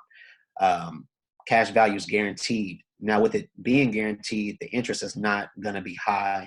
It's usually going to range anywhere between 2 to 4%. That's usual. Some policies might have lower than that. Some policies might be a little bit more, but usually it's 2 to 4%. And then just like term, whole life also has additional riders, which I will talk about in a future slide. And the only con about whole life insurance is higher premiums. Some people try to get me into the whole term versus whole life argument. I really don't get into it because every client is different. Everybody has different needs.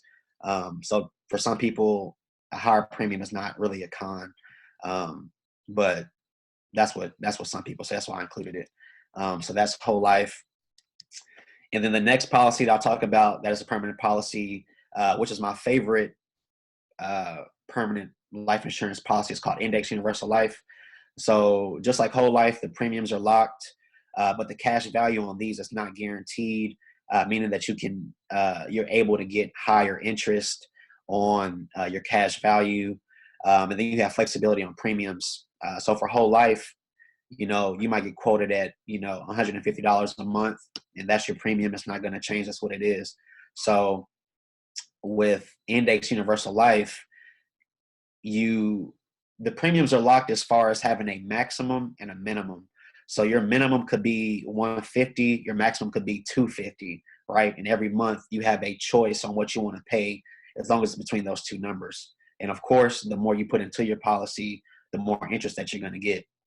And with the Index Universal Life, these are based off of market indexes, like the S&P 500. And I'll talk about this in a future slide as well. So whatever index you choose to attach to your policy, they basically give you a floor and a cap. So your cap could be 15%, your floor could be 1%. So if you have the S&P 500 and it does 30% for the year, and your cap is 15%, you just made 15% on your money. On the other side of that, if the S&P 500 does negative 30%, but you have a 1% floor, you still have a 1%, gain, on your money. So that's how those works. And like I said, that's one of my favorite policies. And just like whole life, the only con about this one is higher premiums. For some people, that's not really an issue. For some people, it is. But like I said, everybody is different. With life insurance, when you're purchasing it, you definitely want to have a strategy. So yeah, let me see. And then, so the last one is final expense. So basically, final expense is kind of what it sounds like. So this is not going to be a policy that you can, have a face amount of like a six-figure. Most of these policies max out at maybe 25 or 50,000, and they're only there to cover, funerals and small debts, usually bought by senior citizens or older people. And some of these products are guaranteed issued, meaning that they don't ask you any kind of medical questions, or they don't do any kind of medical exams. So if these are basically people that, let's say you're 50 years old, you have a history of cancer, you've been denied by multiple life insurance companies, you get a final expense or a guaranteed issue policy, that'll, guarantee you have some type of coverage, to cover, small debts and funerals and stuff like that. So, and then to speak more on the cash value component of life insurance. So like I said, cash value is like a savings account that's tied to the death benefit of your policy. As you pay your premiums every month, part of this is put into the cash value, that gains interest. And like I said, some of it is guaranteed, some of it's not guaranteed. And then, like I was saying earlier about the indexes, as far as index life insurance, most of those are paired with the S&P 500. And like I said, you get a cap. So, some policies will give you 15 cap, 11%, 25%. But be careful though, because a lot of these indexes, like they might give you like a higher percentage, but it's also like a caveat. So for example, I sell a policy through Nationwide that'll give you 25% a year. The only catch is that it's a 1% charge. So, if the S&P 500 is 0% and there's a 1% charge, you just lost 1% on your money. But most aren't like that. The cash value is not meant, you're not meant to lose money in cash value. Like it's really a safe investment. The only con about it is that, let's say over 20 years, the S&P 500 averages, 1%, which is not likely. That's the only, catch to that. But as you do pay, your life insurance policies, as your cash value does grow, it does allow you to use your life insurance, as your own bank. So when you do have the adequate, equity in your account, you don't need a credit check. The interest is very, very low, and there is no required payback date. So if you have $50,000 in equity in your life insurance policy, and you want to take out 25 grand, to go invest in a rental property, they're not gonna, call you after a year and say, hey man, you haven't paid us back. It doesn't work like that. However, if you don't pay them back, whatever you owe is going to be deducted from your death benefit. So if your policy is 100,000 and you borrow 25,000 and you never pay it back, once you pass away, your descendants will only get 75K. So that's how that works. And then I did include, some businesses that used cash value, because there's a lot of people out there that'll tell you, not to buy whole life, because of X, Y, Z, and not to get, permanent policies. And what I do, I don't, I give people the pros and the cons, and I let them make a decision. I don't try to force, somebody, into a certain policy, based on a commission. So with that being said, Ray Kroc, I'm pretty sure everybody knows who that is. He uses cash value from this policy to pay his employees and other business overhead costs. James Cash Penny, I'm sure all of you shopped at JCPenney before, used his to meet day-to-day business expenses. And then Walt Disney used his cash value to invest in the theme park Disneyland when the bank denied his loan. So like I said, with life insurance policies, there's no credit checks, there's no payback dates, and the interest is very, very, very, very low. So just some things for you guys to keep in mind. And I don't want to go too deep into this because it'll take me a long time, but I've had people reach out to me and say, hey man, I have, 75K, 100K, and I don't want to pay, every month, for a life insurance policy, for a permanent life insurance policy for the rest of my life. Is there any way that I can, just pay one time and, it'll continue to grow? And the answer to that is yes and no. So with life insurance policies, you can't put in just like a one-time lump sum because your policy will become a modified endowment contract. And I should have included that word in here. I apologize if I didn't. But anyway, a modified endowment contract is basically when your life insurance policy is no longer a life insurance policy and you lose all your tax advantages. So, they'll tax you on withdrawals, tax you on gains, and they'll tax you on the death benefit as well. So for people that do have a lot of capital and that do want to turn, a permanent life insurance policy into their own bank, what you can do is you could take that lump sum and you could pay it over a small to medium amount of time. So, let's say you have 100K and you're like, hey, I want to put this 100K over here and I want it to just grow. I want to turn this into my own bank account.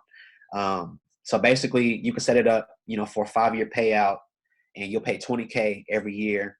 After that last year, you pay no more money. Your interest continues to grow.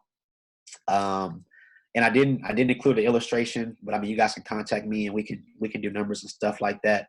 And the two main ways to do this is to either schedule premiums, like I just said, so you can schedule it over a 5-year period, over a 10-year period, or you can do advanced funding. And what advanced funding is that you basically put that lump sum into an account that'll gain like 2% interest. And what the life insurance company will do is they'll just deduct that over, a certain amount of years, however you want to set it up.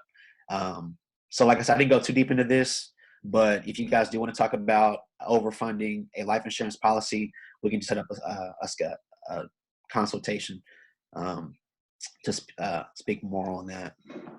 Good stuff. Good stuff. Oh, there's more. Oh, sorry. I thought you were done. Oh, no. About. So here's some tax advantages of life insurance. So you get tax-free death benefit. So whenever, you pass away, Uncle Sam is not about to come, and mess with your, family members and take, 30% or, whatever. You get tax-free withdrawals and loans. So whenever you want to deduct, whatever it is, Uncle Sam is not going to touch that. And then you also have no tax on gains in cash value. So these are, just more reasons, for somebody to want to invest, in a permanent policy. And then so a rider on a policy, on an insurance policy is basically, it's an additional benefit, right? And like I said earlier, it's either at no extra cost or at a low extra cost on your policy. The most popular riders include the accelerated death benefit rider. And what that is, God forbid, let's say you have a $250,000 policy and you develop, some type of cancer, right? So what that rider allows you to do is to take out money from your death benefit to cover the care that it takes, to, bring you back into a healthy situation. So if you had cancer in that situation and chemo costs, I don't know, like $50K, you can use that $50K, from your insurance policy to cover your situation. That way you're not going into, medical debt, and all that good stuff. Another rider is the accidental death rider. So basically what that is, let's say you have a $250,000 policy and you have an accidental death rider of 100,000, let's say, God forbid, you die in a motor vehicle wreck, right? That's an accident, right? So not your ancestors, your descendants will get that $250,000 plus another 100K. So that's what that rider is. And then the last one is a long-term care rider. So I'm sure nobody listening, is even thinking about long-term care, because I'm pretty sure all of us are either 20, 30, maybe 40. So long-term care is an insurance that covers in-home nursing, out-of-home nursing, and adult daycare. So this usually comes with policies for no extra cost. And later on down the road, whenever you need long-term care, you can use your death benefit to actually pay for those services if needed. And all these riders go to show that you actually buy life insurance. You're not buying death insurance. Because I have people reach out to me and they say, hey, man, I don't get the point of buying term. I really can't do anything with it. And that is a lie. Most term policies will come with one, if not all of these riders. You do purchase life insurance. You do not purchase death insurance. Well, the death insurance is just a plus. But yeah, I want to share that with you guys as well. And then, also have people reach out to me and say, how much life insurance do I need? You should focus on 5 main things. That's the debt that you have. So would it be credit card debt? Student loans, mortgages, anything like that. Funerals, usually about 15K. Income replacement for at least 3 years for your loved ones, especially if you are the head of household. Education for children, maybe even grandchildren, and then leftover wealth. So those are 5 things that you do want to consider, when you are purchasing life insurance. What you don't want to do, which a lot of people do, is buy a policy just to buy a policy. So if let's say you buy a new house, right? Mortgage is $300,000. You have 2 kids. You make, $100,000 a year. Right. So if you had a policy that was 100K, that obviously is not going to be enough to put your family members, in a great position if something were to happen to you. So these are definitely 5 things that need to be considered, when you are trying to get a quote, for life insurance. Mm-hmm. And Brandon, if you want to hop in real quick, some of us are actually going to be responsible for our parents. Yes, sir. Retirement. So of course, we don't plan on dying before them, but we might. So if you know that your mom or dad needs you to retire, you should include that in with your life insurance policy amounts as well, everybody. Oh, yes, sir. That is a fact. That is a big fact. I'm not sure this poll keeps coming up, but it won't let me vote. Ignore the poll. Somebody asked a question if you can talk about how annuities work. So I know a little bit about annuities. I'm actually certified to sell them, but I haven't read on them or spoke on them in so long. So an annuity is you basically put a lump sum into an annuity account, and it basically pays you, either over a lifetime, or you can get it set for, maybe 10 or 15 years. I know some annuity products they have like guaranteed interest, which I'm sure would be low. And then I know some are non-guaranteed. But like I said, it's a part of my portfolio, but annuities, it's not something that I really focus on. That's cool. It ain't your thing. Let's focus on this right here. What states do you cover? So my states are Texas, Louisiana, Nevada, Colorado, and North Carolina. And before the end of this year, I plan on being licensed in California, Georgia, and Ohio. Okay. Hold on right there. So for the 16 people, which is 33% of the audience that does not have life insurance, how many of you guys are in this state that Brandon mentioned?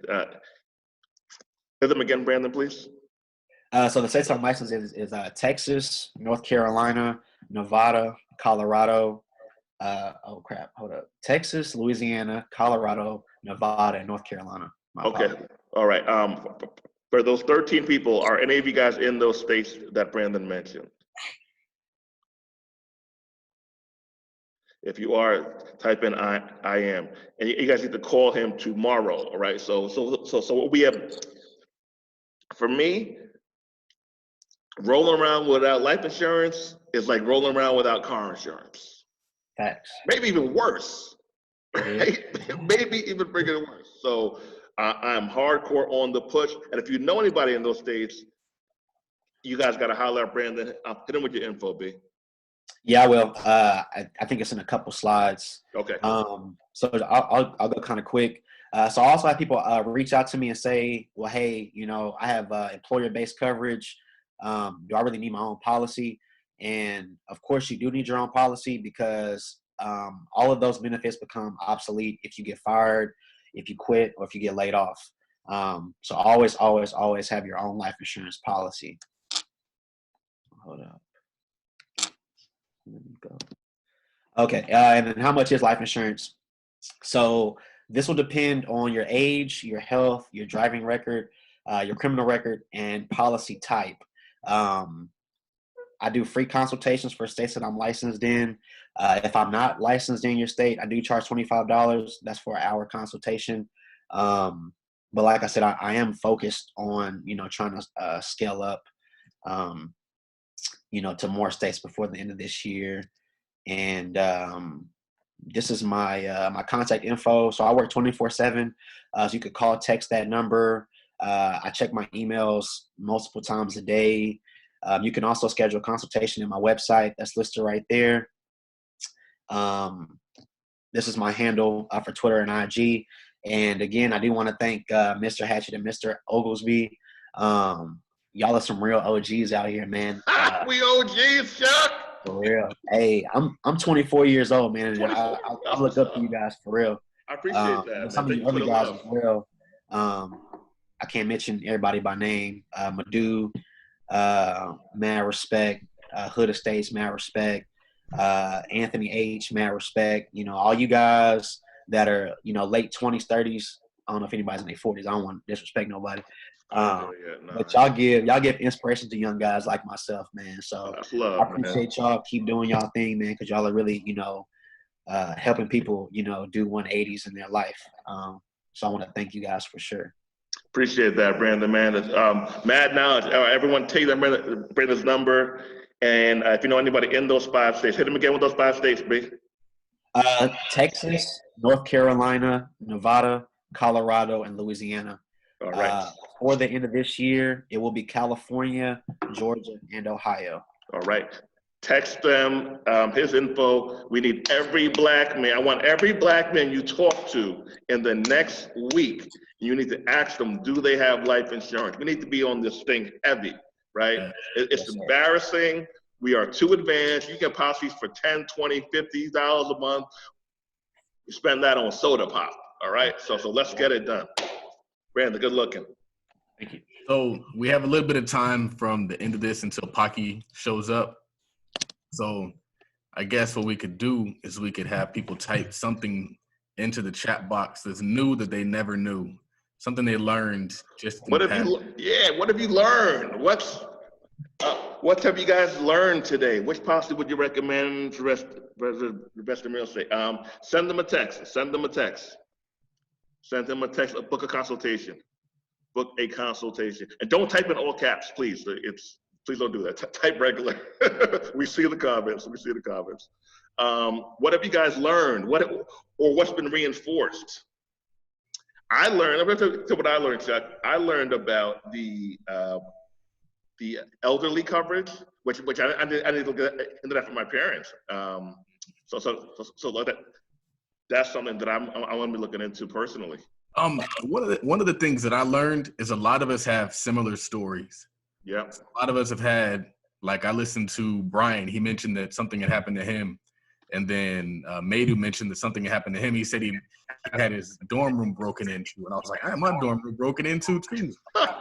So I think it's important that we share these stories because we realize we have so much in common. Pac, what up? What up, fam? How you feeling, baby? Hey, another beautiful day, man. Just excited to be on this with you fellow black men, He's the real OG. Hardcore, yeah. Appreciate you, Pat.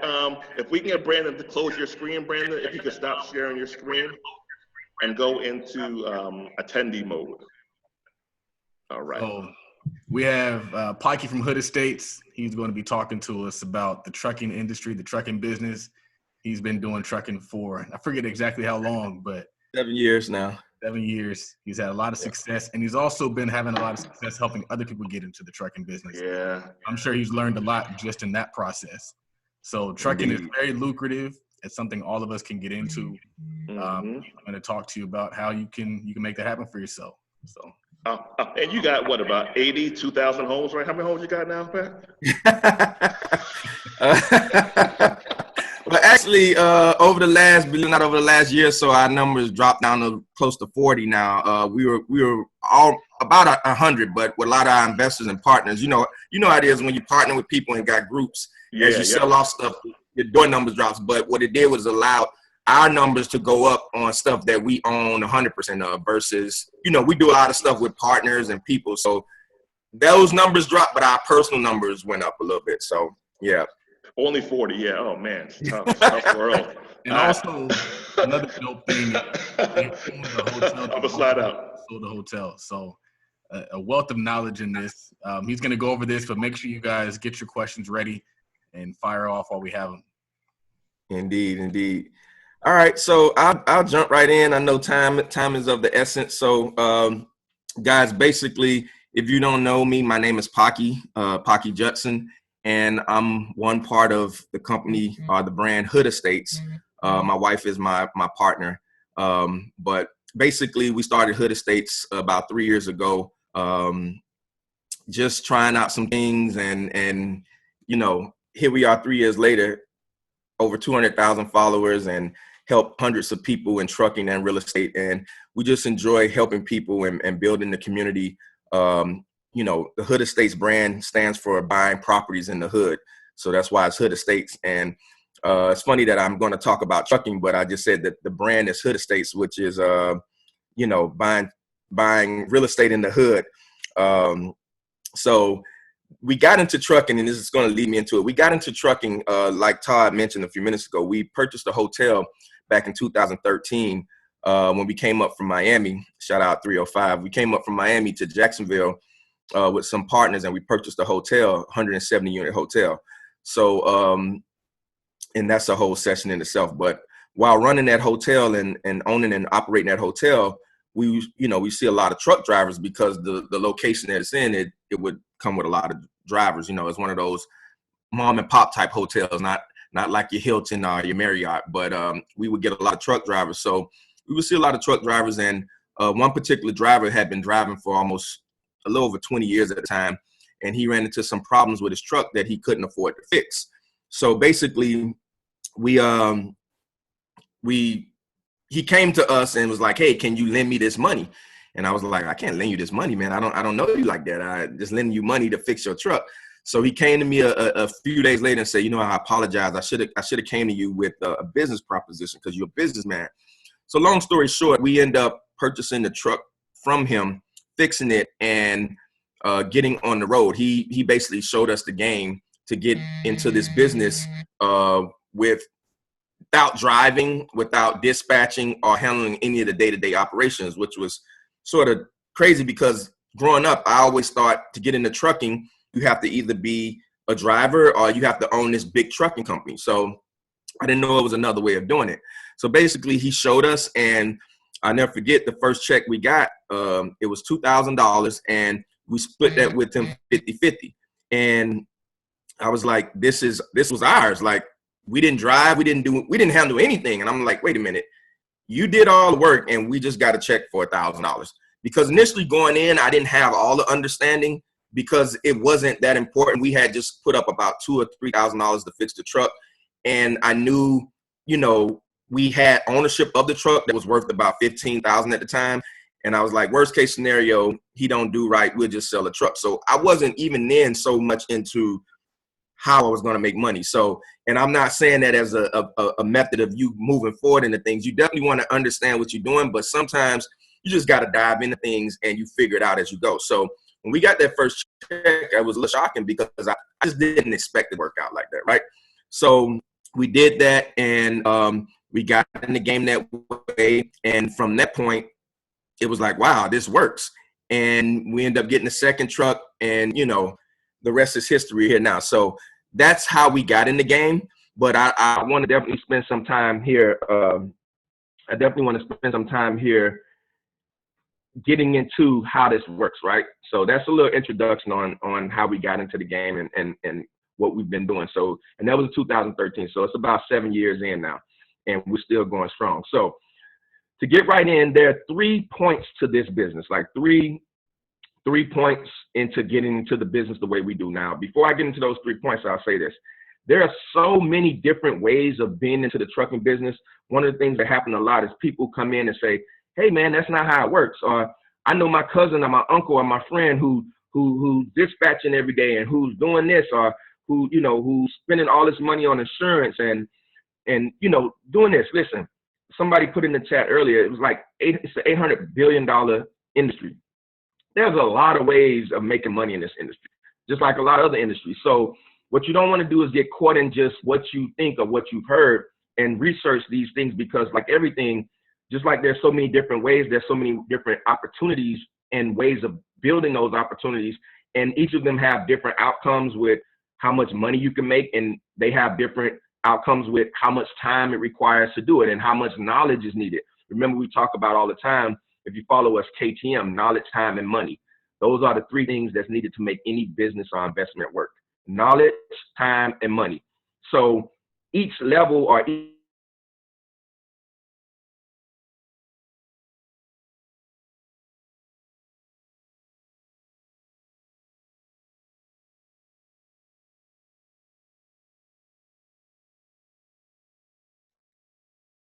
in this business. It's bad. Okay, I'm sorry. Can you hear me now? Yep, all good, fam. Okay, good. Sorry about that. So yeah, like I was saying, there are a bunch of different ways of doing this business. So you just want to make sure you research to find out which way, because I've had, again, people tell me, hey, you can't do it that way. And I'm like, yes, you can. We've been doing it for 7 years. And more importantly, there are plenty other people. And I'll be honest, when I got into this game, none of those people look like me that's doing it the way we do it. Like plenty of other people. And again, they don't look like us or me. This is the Black Men's Wealth Conference. So they don't look like us Black men. And there's nothing wrong, but I'm just saying that's not who was doing it this way, right? We were always taught you have to be driving this truck. And again, that is nothing wrong with that. That is another way of making money in the trucking industry. So the way that we do it is very passive, right? And because it's so passive, like anything, the more passive investments or businesses are, usually, at least starting up, the least amount of money you make. You can't expect to make the most doing the least, right? So our way is a little different, and I'm going to break down the 3 points behind our way, right? So there are 3 points to this business, the way that we do it. Point number 1 is, it's very simple. You have to buy a truck. That's point number 1. Very simple, buy a truck, right? Whether you finance that truck, you buy it cash, you lease it, you borrow it, somebody give it to you.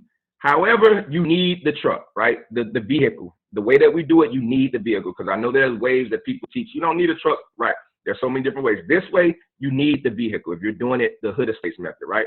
So you have to get the truck. I'll say get the truck versus buying a truck. So you get the truck. Step number 2, or point number 2, is you have to get the driver. Now, again, that gets a little funny, different, depending on how you want to go about it, whether you partner with this driver, 1099 him, and I won't get deep into that stuff. That's Todd Millie's area when it comes to that stuff. But, he's an independent contractor. Or if you wanted to, you can W-2 him, make him an employee, which that's a whole nother thing. But again, the second point is getting the driver. And then the third point is you're signing up with the third party company. And the reason that's one of the biggest keys to the way that we do it. The third party company is the people that are handling the day-to-day operation of this business. They're the one that's dispatching. They're the one that's handling the fuel, right? They're handling everything that comes with running the trucking business. you're running under their authority, under their DOT number. For those that are in the trucking industry, I know a little bit about it. You're running under their MC.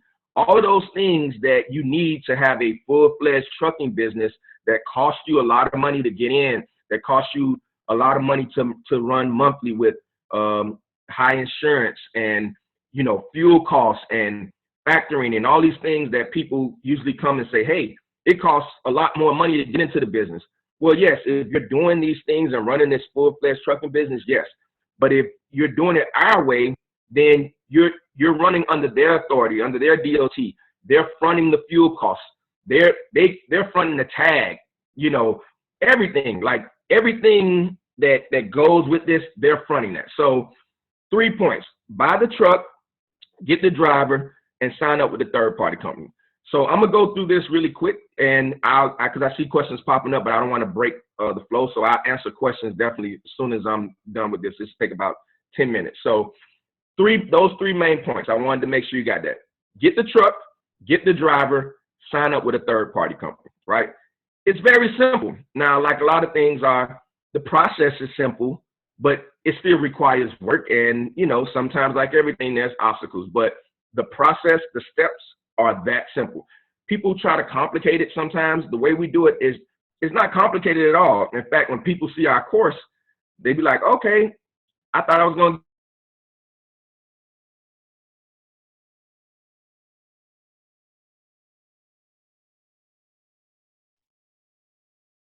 Your audio went out again, Pat.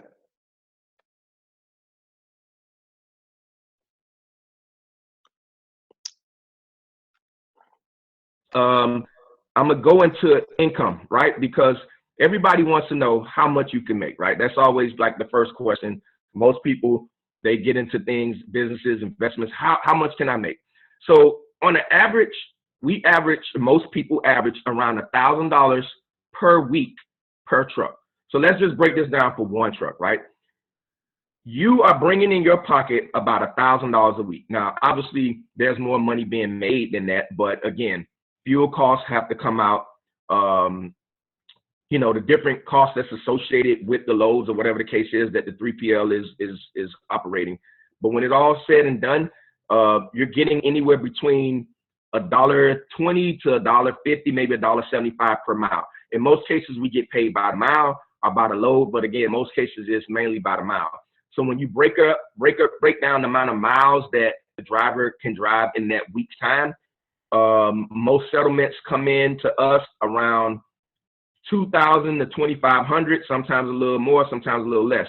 Now, the reason you're getting that $1,000 is because the agreement that we have with our drivers is we do a 50-50 split. We split whatever the settlement is after fuel, we split that 50-50 with our driver. So if I get a check like I did yesterday for $2,000, $2,100, $2,200 or whatever, we get half and the driver gets half. So that's why we're averaging about $1,000 a week, right? And from that, the only cost that you may have is obviously putting aside maintenance costs, which you don't know for sure what will be other than just normal maintenance, oil changes, but you don't know when you're going to blow a tire or anything like that. But you're averaging about $1,000 a week, which is about $4,000 a month. And depending on your truck note, if you have a truck note, could be any.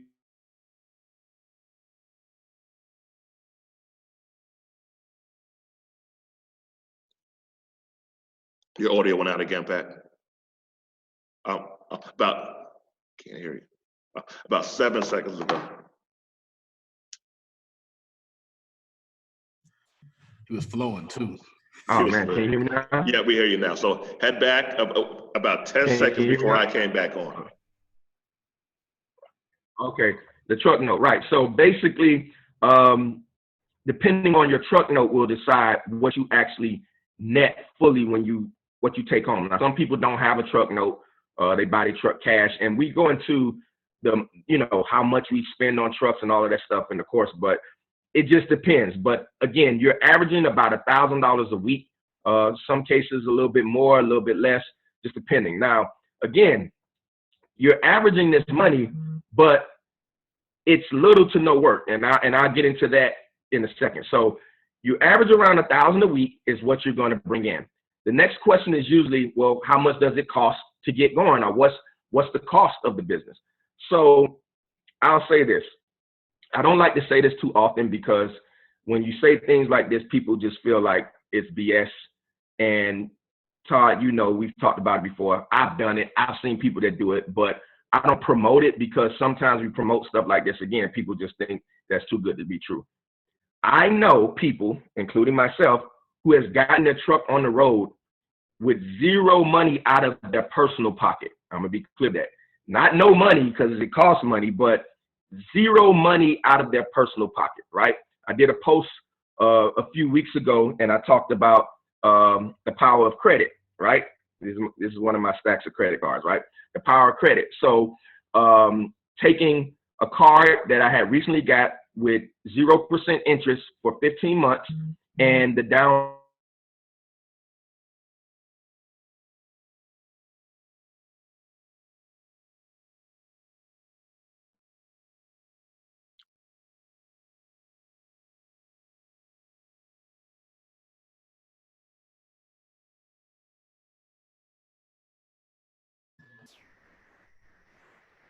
Can you hear me now?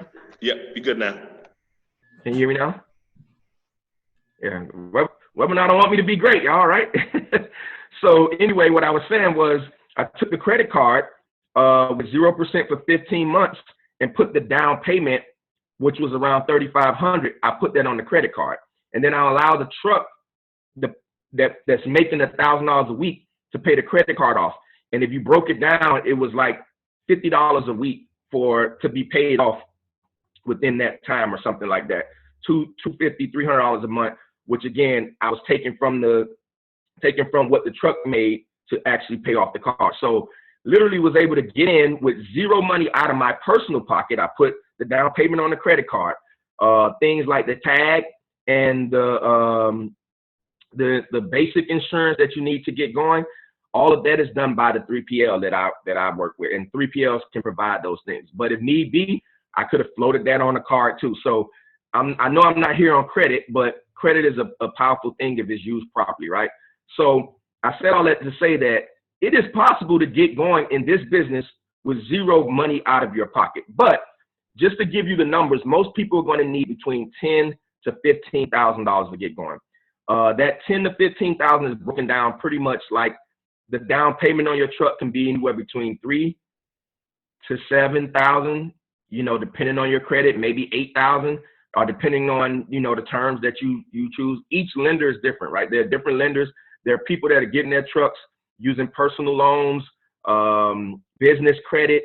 Like, again, I don't want to get too deep into that, but there are different ways of funding your truck, right? But 10 to 15. So that first 3 to 7, maybe 8 or 10 is down payment, bobtail insurance, maybe the tag if you're doing it that way, that can all be put into that cost, because the tag for the year is going to cost you around $1,800, right? Bobtail insurance is another $250 to $300, and then again, this is the cost until you get going, and then now the truck is paying for this. That tag is for the year. The insurance will be monthly depending on how you're going, but again, we have our insurance through our 3PL, which comes out to be like $30 a week, right? So it's a lot cheaper. But again, 10 to 15. Now that other $5,000 to $7,000 is not needed up front. And I'm going to be very clear with that, because people say, well, 10 to 15, but it only cost me $4,000 to get started, or $5,000 or $7,000. Why did you say 10 to 15? Well, what we're trying to do is, again, we want you to be successful with this. It's not just get in the business and fold a few months later. That extra $5,000 to $7,000, giving you that number up front so you can have a cushion, because remember, these are heavy duty vehicles. They break down, right? So you want to be able to have money set aside that if something happens to your truck before you start making money, or a significant amount of money, you can fix that. If something goes wrong, if you have a $500, $1,000, $1,500, $2,000 problem with your truck in the first month or the first few weeks, you want to be able to say, okay, I got money to handle this. I can still pay my truck note while the truck is not, you know, it didn't work these last few weeks, whatever the case is. So that extra $5,000 to $7,000 is more of a cushion than it is, you know, you needed to jump in. But we like to tell that number because I don't want nobody coming in, too tight. That's any business. You always want to come in with some form of reserve. You don't want to start a business with the exact amount needed and not have anything else. That's a recipe for disaster because, not if, when it happens, right?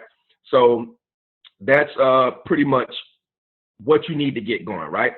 So the next thing is, how passive is it, right? How much time is required? Because most people say, well, I'm working. How much time it would require this?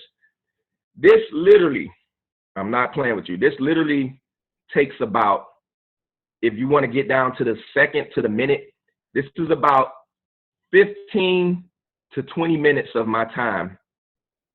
Not a week, a month. Yes, a month for the truck. Now, granted, there will be some weeks that you may spend more time than that, but the reason I say that is, like now, we have the trucks on the road. I don't talk to the drivers. We don't talk with the third-party company because there's nothing to talk to them about. The driver deals directly with them, so they're not dealing with you on a day-to-day basis. The only time I hear from my drivers is two reasons. One is, hey, my driver called me a few weeks ago. Hey, just letting you know, I blew a tire on the road. I've already called out roadside assistance who's going to come change the tire. I'll let you know when they get here so you can pay. They got there, they changed the tire, you know what I mean, $300-400. I gave them my credit card number over the phone, paid for it, done. That took some time, and not a lot of time, obviously, the 5-minute call with him, and then when they got there and fixed it, another 5 minutes with them. But that's not happening every day and every week. You know what I mean? That's not every week, every month type of thing. So normally, if there are no maintenance issues at hand, I'm not talking to my driver at all, period. On Thursdays, we get the settlement statement, which shows how much we made. I screenshot it, or they should get an email as well, but I always screenshot it to make sure that they got it. I send it to them. Hey, this is what you made. This is your cut. This is my cut. Friday morning, that money's in my account. I then Zelle them over their money, just like that. Boom, I set up Zelle because it's easy to do. Zelle them over their portion, send them a text with the screenshot showing it was sent. Boom, haven't heard from them. I have, even my drivers now, I have one driver, one driver I've never seen physically with my own eyes. I've never put physical eyes on him. And my trucks, I haven't seen them physically since pretty much I bought them. The ones that I bought this year, since I purchased them back in June of, I'm sorry, not this year, 2019, back in June. Every now and then I'll tell the driver, send me a picture, go get the truck clean, send me a picture of it or something like that. But physically seeing it, no. So I said all that to say that this is not time consuming. This is something you can do while you're working your job. In fact, I tell people, this is considered, the way that we do it initially should be considered an additional stream of income. This is not a replacement of income initially. This should be an additional stream. Now, once you get maybe 3, 4, 5, 6 trucks and you're scaling it to that level, or if you decide to take it to the next level, that's different. But this is considered an additional stream of income, because at the end of the day, if you did the numbers that I broke down to you, you're going to make on the low end, a real low end, probably about $15,000 in a year, anywhere between 15 to 40, maybe 45, 50, push it if your driver goes hard, right? We average around $25,000 a year per truck. But again, I'm doing this, like y'all see, if y'all follow us, I'm on vacation like every 2 weeks, right? But I'm out all the ways on the road, and wherever I'm at, Miami at the beach, Orlando, Atlanta, LA, wherever I'm at, every week that check still rolls in. That doesn't require my time, which is one of the most important things that that's net. I'm sorry, just seeing that come through. That's net. 1525 net. Yeah, that's after everything. Gross, I be getting 1099s from the company saying we grossed over $100,000 because of fuel and all of those costs. But remember, your driver's getting paid and the fuel and all those other things. But again, I tell people, this requires me to work on my other business, which is real estate, and we have a construction company and a property management company. So this is an additional stream of income. It doesn't require a lot of time. It doesn't, require a lot of upfront money. So if you look at the initial investment, if you came in this game with 10 grand and you're averaging all net every month around 2,500, you know, the 1,000 a week, but if you have to pay a truck note and you're paying a credit card off and you're putting money aside for maintenance and whatever the case is, you're still looking at about $2,000 to $2,500 a month, right? In a matter of 4 months, you've made the $10,000 initial investment back. Plus, even though these are vehicles, they don't depreciate as fast as cars, right? So if we paid $40,000 for a truck this year, as long as we kept it up good, we could probably sell it in a year or two for 35 or 34 or 32. It's not like a huge drop. So you've made that money over that time, plus you still have the truck, right, that you can sell or do whatever you want with. So that's pretty much how passive it is. I wanted to be clear on how passive it is because that's the comparison. When people tell me, you crazy, you can make way more money in the truck if you was dispatching, if you was running your own authority. And I'm not saying that's not a route.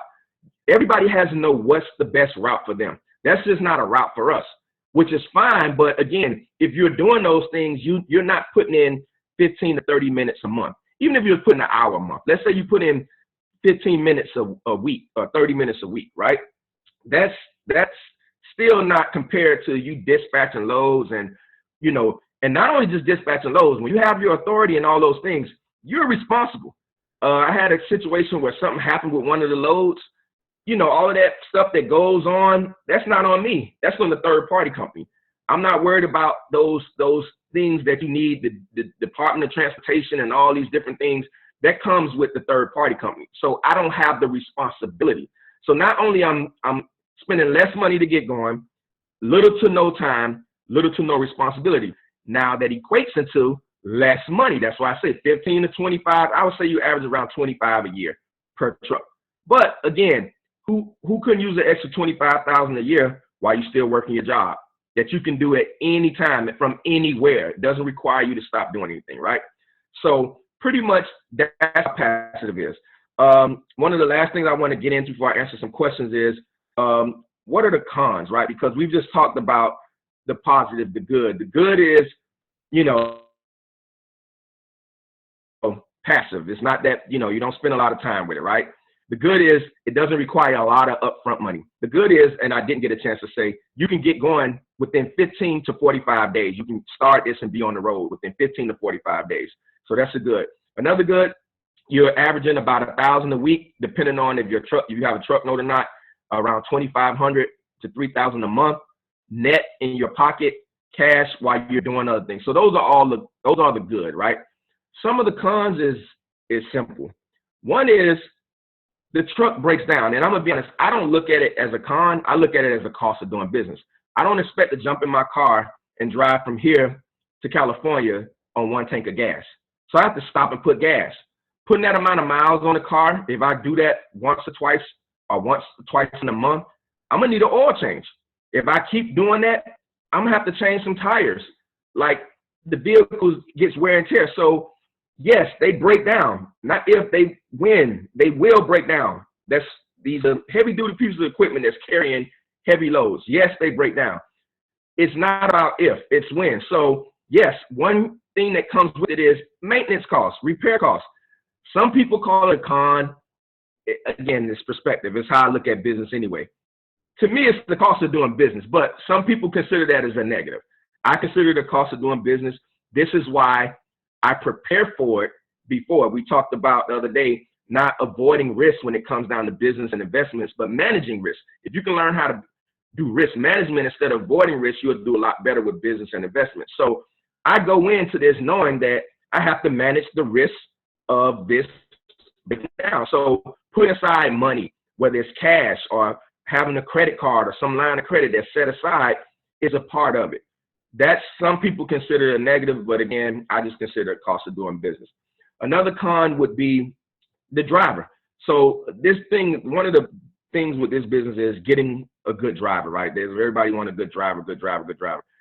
People say it's hard. Listen, getting drivers is like hiring anybody to do anything.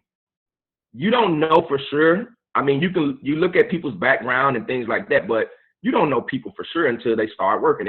Everybody interviews great, right? Nobody goes into an interview saying, I'm a horrible worker. You know, I don't show up on time. I don't do this. Nobody puts that in their resume, right? Nobody does that. So like any other thing, if you got a bad driver or the driver's not driving or he quits, again, I look at it like business. You go find another driver. The cost of doing business. So that's another thing. Like people say, oh man, the driver sometimes. Yes, listen, there's no business that you're going to get in that's just going to be perfectly great with no issues. I tell people, if you're looking for that, put your money into things like CDs, that don't come with no risk. But again, don't look for the reward. You can't get in business thinking that, oh, my truck's never going to break down. I'm just going to have the perfect driver. I'm gonna make the most money every week. My driver's going to drive the most miles humanly possible every single week without ever taking a day off or getting sick or anything like that. It's not going to happen. So to me, a lot of it is mindset. If you go in the proper mindset and if you go in prepared to manage the risk, then you can do that a lot easier, right? So that's some of the pros and cons. There are a few others that we talk about in the course, but those are some of the pros and cons. The last thing I would say is who benefits from this. Again, to me, is not the person. This is not for the person who's looking to get in and get their own authority, run their own dispatching service, and do all those things. This is for, to me, two different type of people. That person who works a job or has another source of income, whether they're an entrepreneur or not, and they're looking for an additional stream. This is an additional stream to add to your real estate portfolio that you're doing, or your day-to-day job that you're doing and you're working. That's who benefits from this, who doesn't have time or don't want.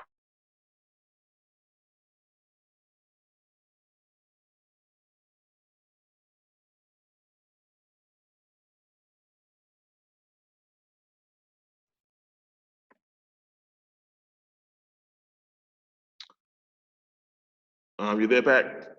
Can you hear me? Yep, you're back. Okay, sorry about that. So what I was saying, the second group of people that this is for is those that do want to get into the business, that do want to run their own authority and DOT and all that, but they're not ready for that yet. So I call this as a gateway in, meaning you get in this way, you run your truck like this for a certain amount of time, and then you transition to the other way. Some of you may know Truckin' Justin. He was one of our first mentees. He got in, he did it this way for a year, and then he transitioned into getting his own authority, dispatching his own load. So this is also that gateway in if you're one of those people who do want to go all in, but you're just not ready for that, whether it's capital, knowledge, or time, right?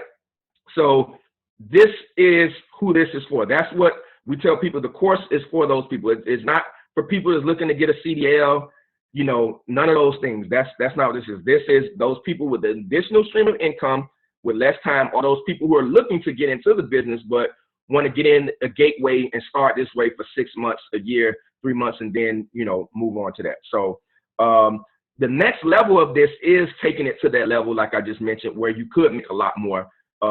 We don't teach that. We stay in our lane. We don't teach that, but that is the next level. That's one way you can scale this business, which is getting into it where you have your authority and you're dispatching loads and doing those things.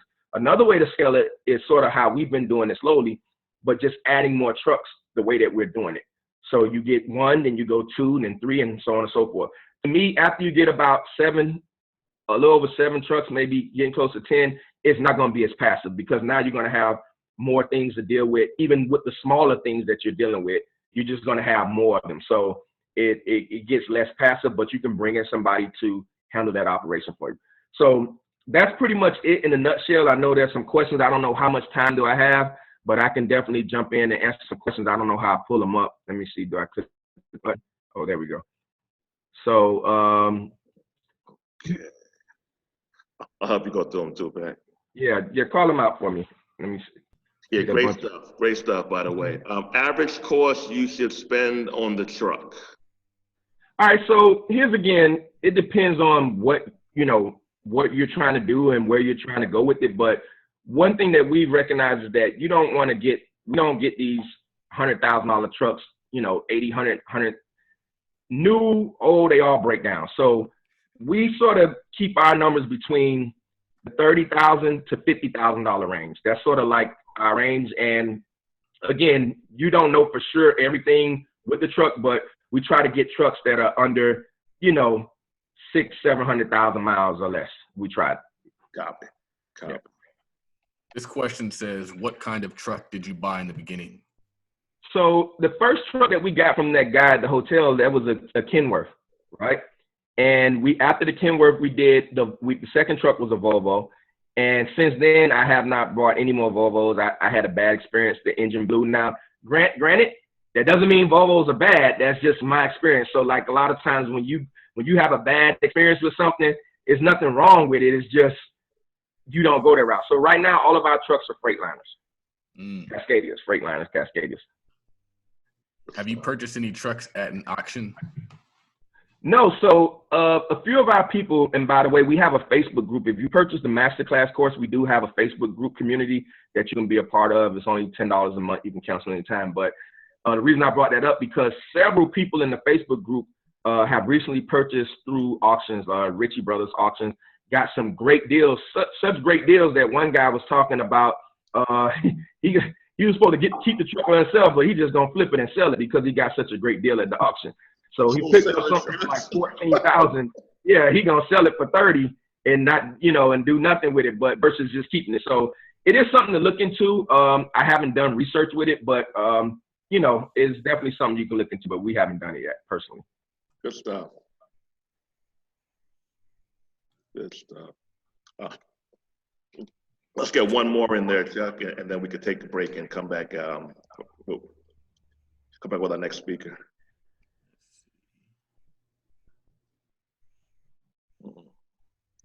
I don't know if we covered this one. It's a pretty long question. Mm-hmm. It says, besides a third-party company to run operations, is there an app you use or have used to operate the business? So, no. So, again, for us, I'm going to be honest, and I know sometimes it could sound like it can't be that simple. But literally, it's that simple. Like, I can't even explain to you, literally. Once that truck gets on the road, again, you don't hear from the driver. You don't hear from the third-party company. You don't, you got a GPS in the truck. And again, even the third-party company has one. So you don't even have to get your own GPS. But I wouldn't even waste time seeing what a truck is. Like, I had one person, they called me, and it was the one person I was mentoring at the time. And she was like, yeah, I talk to my driver every night. And, he's in Michigan now. And tomorrow he'll be in California. I'm like, every night? Why? I don't know. He calls me and we talk about what he's doing.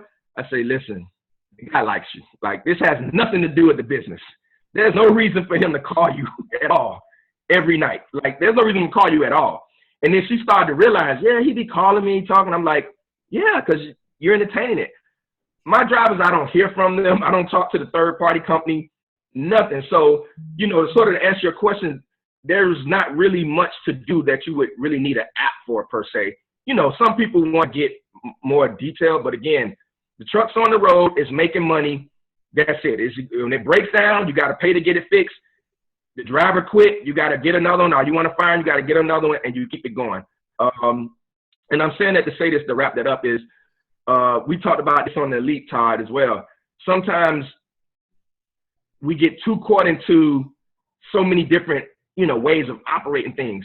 Stay focused on one thing.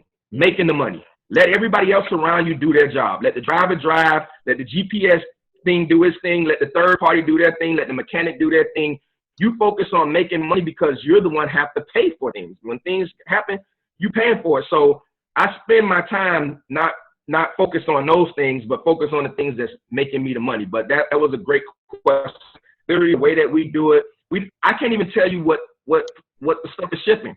Like, I don't know whether he's shipping corn, milk, or some empty chairs on the back of a pallet. I have no idea. Like, I don't get into, hey, what's in the back of the truck? What do you got?